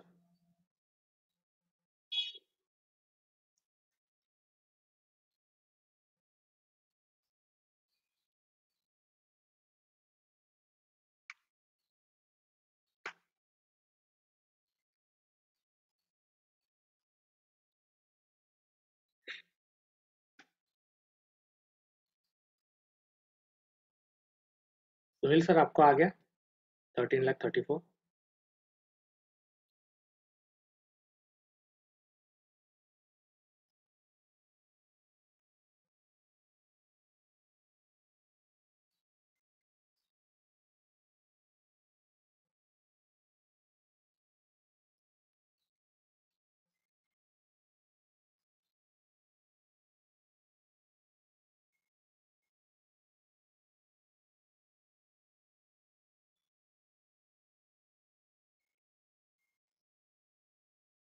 सुनील सर आंसर आ गया आपको?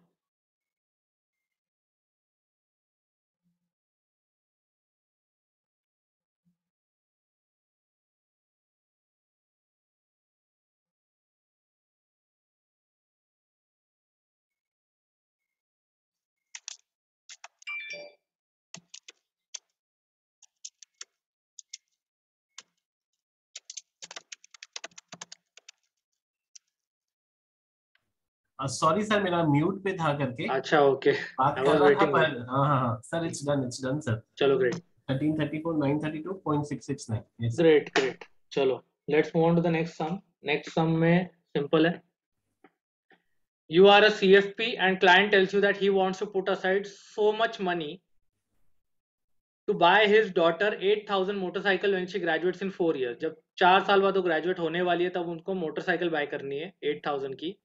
You can assume 6% annually for the first 2 years and 8% per annum compounded semi-annually on the last 2 years. They are talking about the compounding part.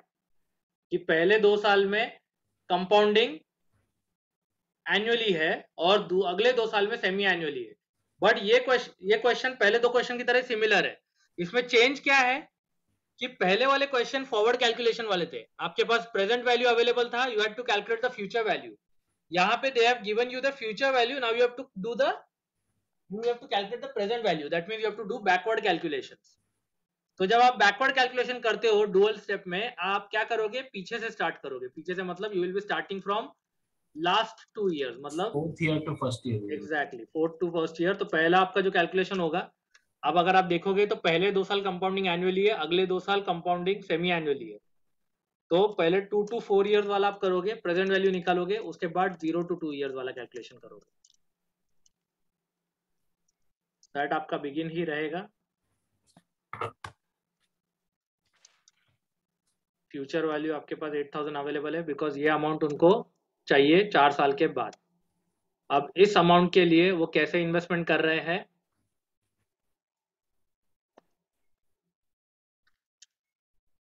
are they doing it on monthly recurring basis or on lump sum basis? Lump sum basis. Exactly. So lump sum basis है. And secondly rate भी अलग है. पहले 2 साल के लिए rate 6% है, second rate के लिए 8% रेट है. तो you have to be very cautious about putting your interest rate कि आप कौन से टाइम पीरियड के लिए डाल रहे हो और उस टाइम पीरियड के लिए जो आपने रेट लिया है वो सही है या नहीं है.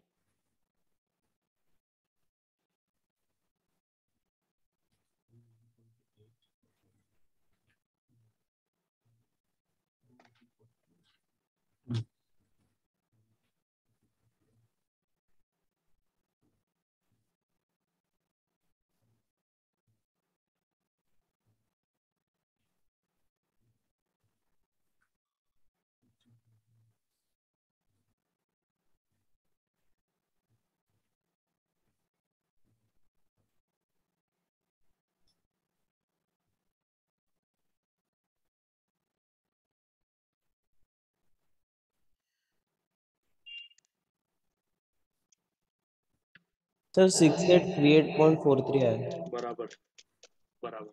अब ये आपका क्या बन जाएगा, 6838 पहले 2 साल के लिए.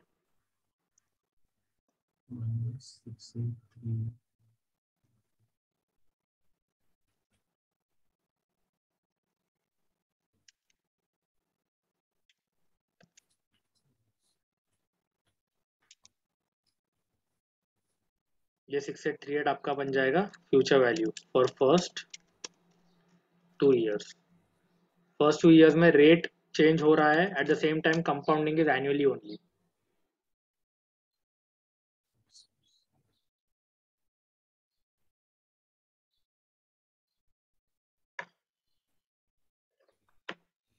इसमें भी वो आंसर करके कर सकते हैं हम लोग. राइट आप कर सकते हो.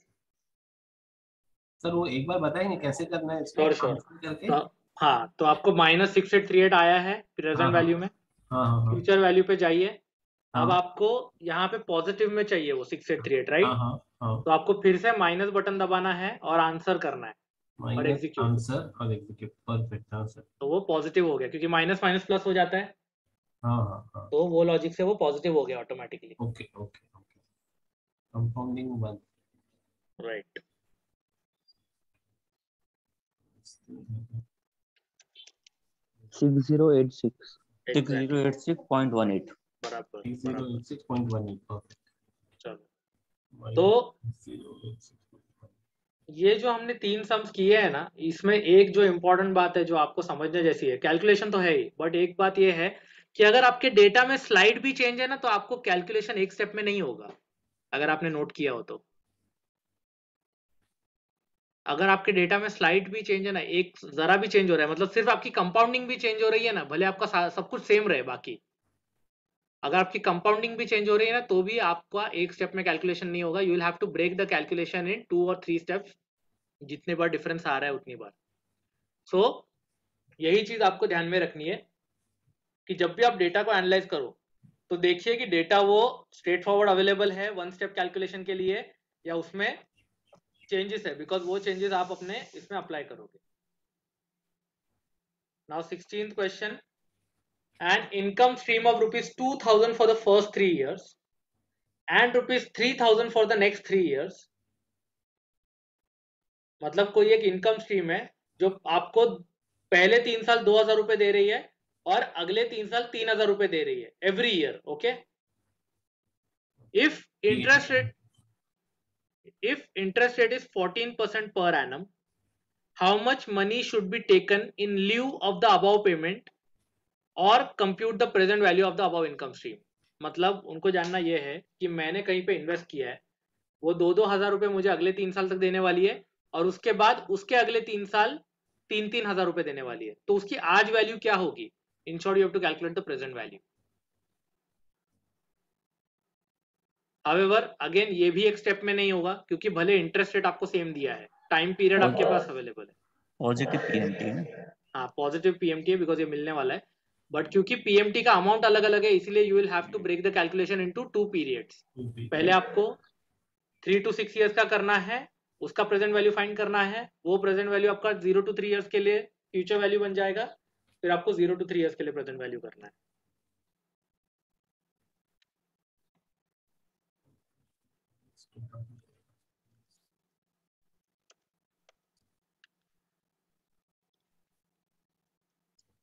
Sorry.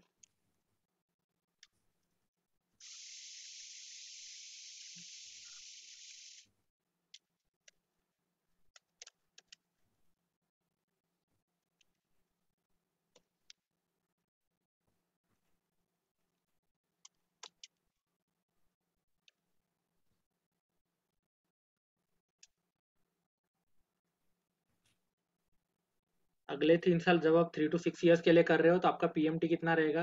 2000 या 3000?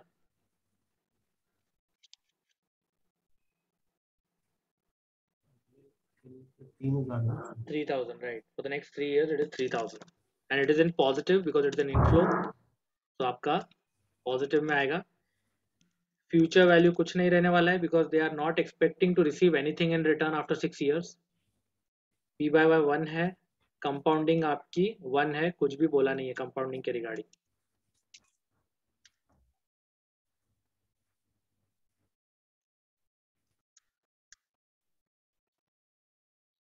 सॉरी,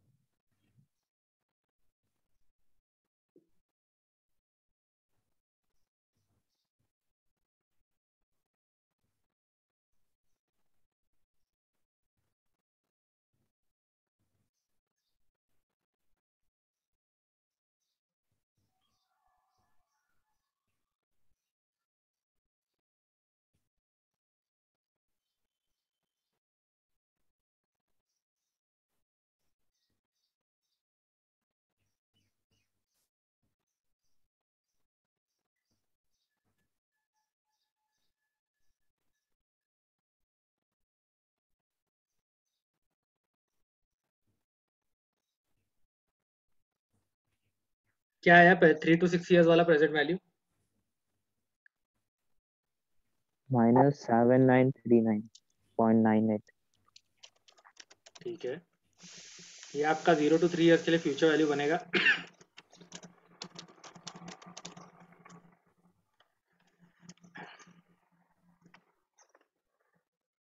कहीं पे कोई अटके हो तो बताइए।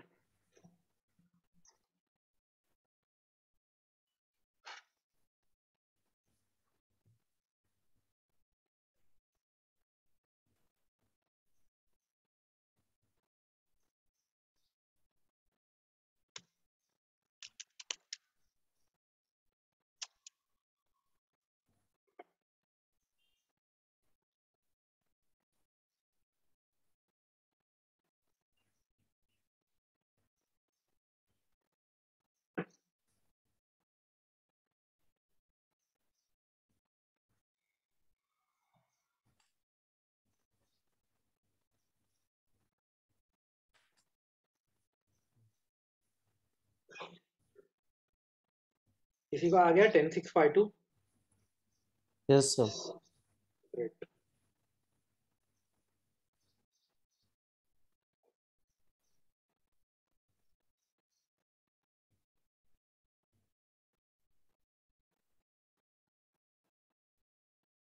Yes, sir. 10,652.5824. Yes, sir. Great. So हमने डुअल कैलकुलेशन में कैसे करना है आगे पीछे वो भी देख लिया। How to do the calculation in 2 steps.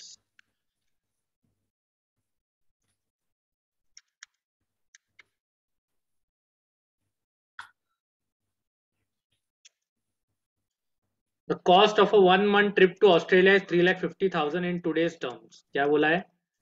आज ऑस्ट्रेलिया का अगर एक 1 month का ट्रिप करना हो तो 3,50,000 आज की वैल्यू है उस ट्रिप की। Rahul wishes to make a 1 month trip to this beautiful country after 3 years। Rahul ji आपने बताया नहीं जा रहे हो ऑस्ट्रेलिया? ऑस्ट्रेलिया क्या बात है, इधर क्वेश्चन तो समझ में आ रहा है। 3 साल के बाद उनको जाना है। Cost of the trip is increasing by 5% every year. 5% every year is what? It is the inflation rate of the trip. मतलब 3,50,000 ये तो आज की वैल्यू है ना। After 3 years do you think it is going to remain the same?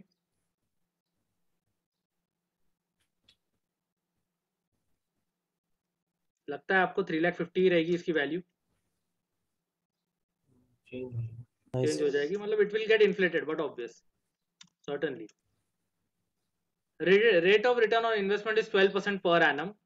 How much money will he require in order to make this trip after 3 years? तो उनको 3 साल के बाद इस ट्रिप पे जाने के लिए कितने पैसे की जरूरत पड़ेगी, पहला ये क्वेश्चन है उनका।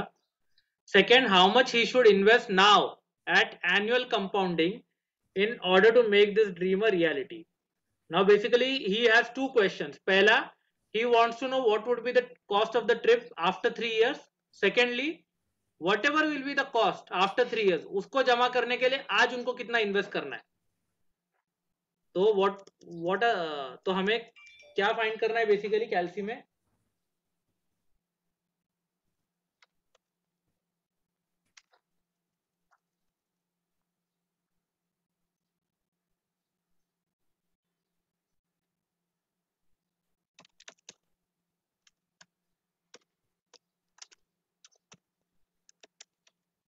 पहला है calculation of cost of trip after 3 years। तो 3 साल के बाद मतलब क्या फाइंड करना है? Present value, payments, future value. Future value find करना है, राइट। एंड ये जो फ्यूचर वैल्यू फाइंड करना है ये कौन से रेट पे फाइंड करना है? They have given you 2 rates. एक तो इन्फ्लेशन रेट पे। इन्फ्लेशन रेट पे। And inflation rate is what? 5%. 5%। The time period is 3 years। N आपका 3 रहेगा, आई आपका रहेगा 5। प्रेजेंट वैल्यू में आज की कॉस्ट आएगी और आज की कॉस्ट ट्रिप की है 3,50,000। PMT will be 0। Future value आप फाइंड करके बता सकते हो। Compounding is annual only, no change in compounding.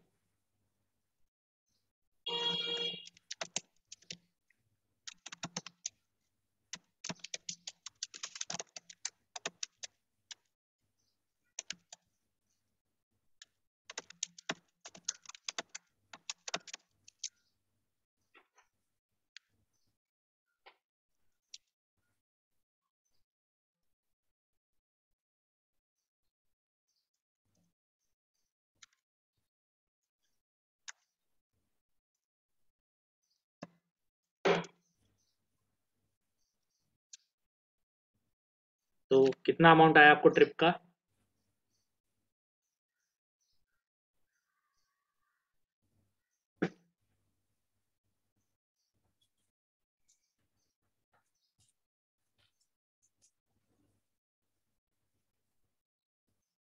Is it 4,05,169?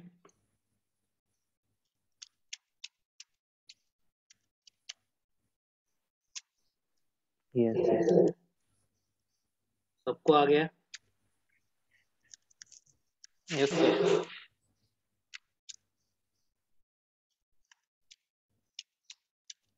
अब इस 4,05,168 या 169 को जमा करने के लिए उसको आज कितना डालना है? तो वो जो आज डालना है वो किस तरह से डाल रहा है? Is it on a recurring basis और is it on a lump sum basis?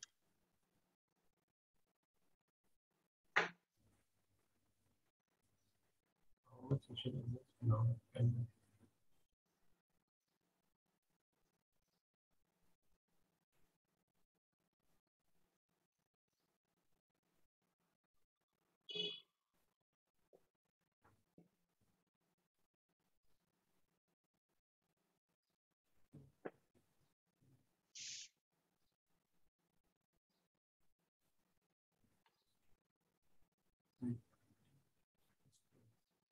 4,05,000 तक तो आ गया ना सबको? yes sir, yes sir. Great. तो 4,05,000 जमा जो करना है वो किस तरह से करना है? इज इट ऑन रेकरिंग और lump sum? Lump sum. Lump sum, right, क्योंकि उसने पूछा है कि इन्वेस्ट नाउ, तो नाउ बोला है, कहीं पे भी रेकरिंग के शब्द वर्ड्स यूज नहीं किए हैं। At what rate will the investment happen? Will it happen at 5% और 12%? Right, so it will happen at 12%. आय आपका 12 रहेगा। You have to calculate present value as lump sum investment है।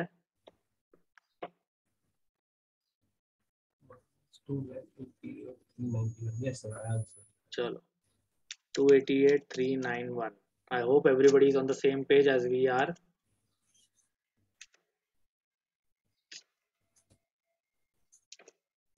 किसी को भी कोई डाउट हो यू कैन आस्क।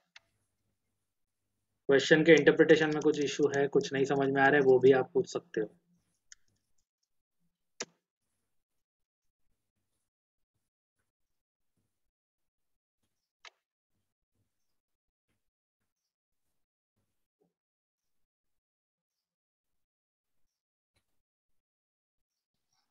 आगे sir.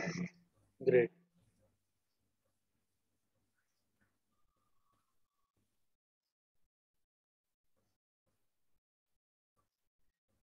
Now moving to the next question. Seema is 14 years old and she is very intelligent and good in studies. She plans to pursue an engineering course from Australia. इनको भी Australia जाना है engineering करने के लिए। For this amount required is 8 lakhs in today's terms. Now when they say 8 lakhs in today's terms, मतलब what do you understand? The present value. Exactly, the 8 lakh ये आज का cost है, उनको जाना है future में, which will increase at 6% per annum and the amount is required after 5 years.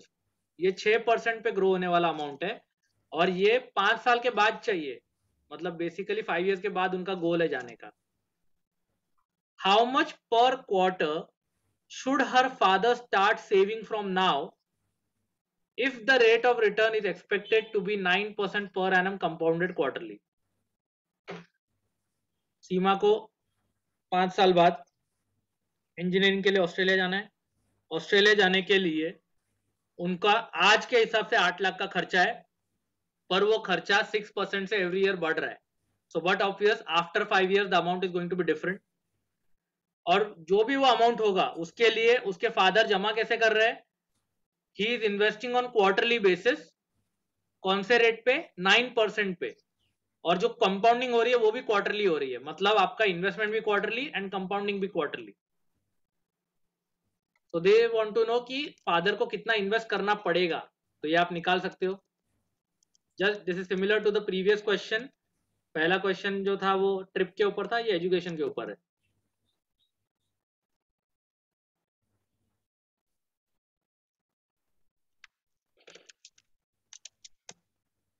And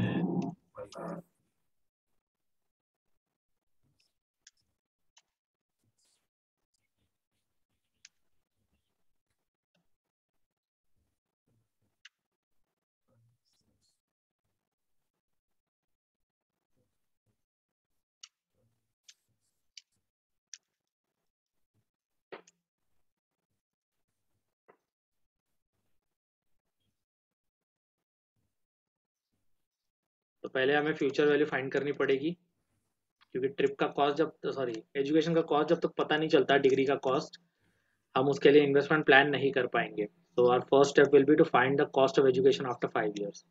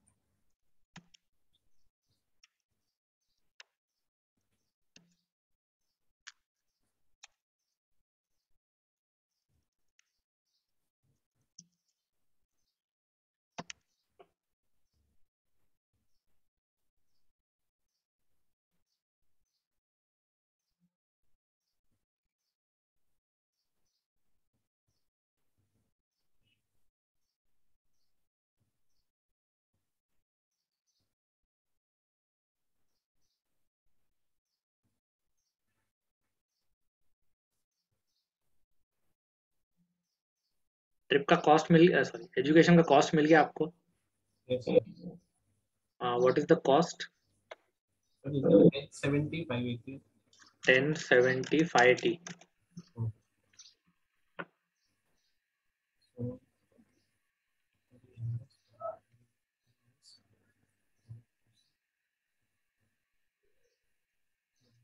This 1070 580 will be accumulated on quarterly basis. That means आपको find क्या करना है, पीवी या पीएमटी?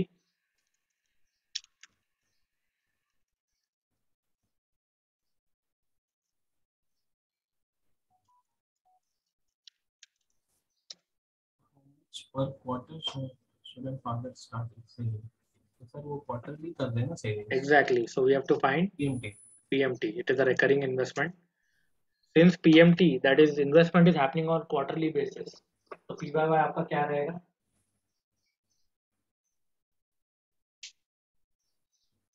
अच्छा, M में भी change हो जाएगा. Right.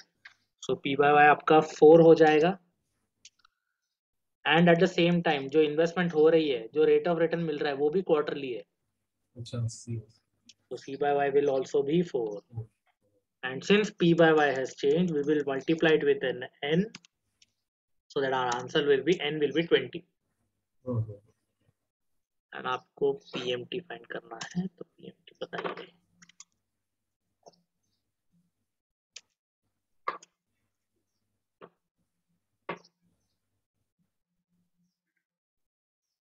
हाँ sir, 42,029. Right. So this is the amount of investment required to be done in order to achieve the goal on quarterly basis.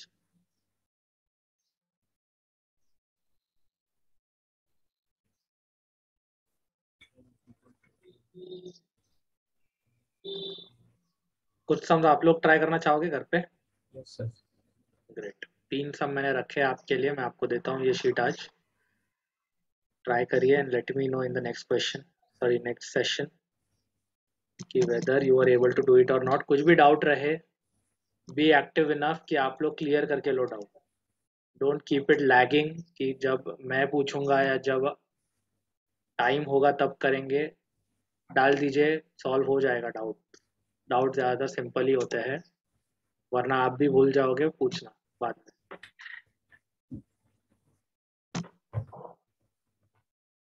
So we shall stop over here. We shall meet next Saturday 7 to 9 and continue with our remaining sums.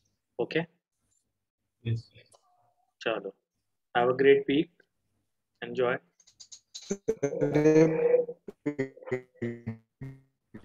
भेजेंगे ना? हाँ भेजूंगा ना ये.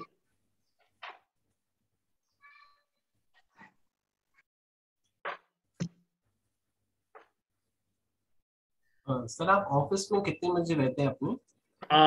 रहता हूँ मैं 7 तक. 10 to 7 टाइमिंग है मेरा. Okay okay sir. तो आप जैसे बोलिए वैसे आ. सर मैं फोन करके आता हूँ आपके पास. Sure any time. जी सर. ओके चलो.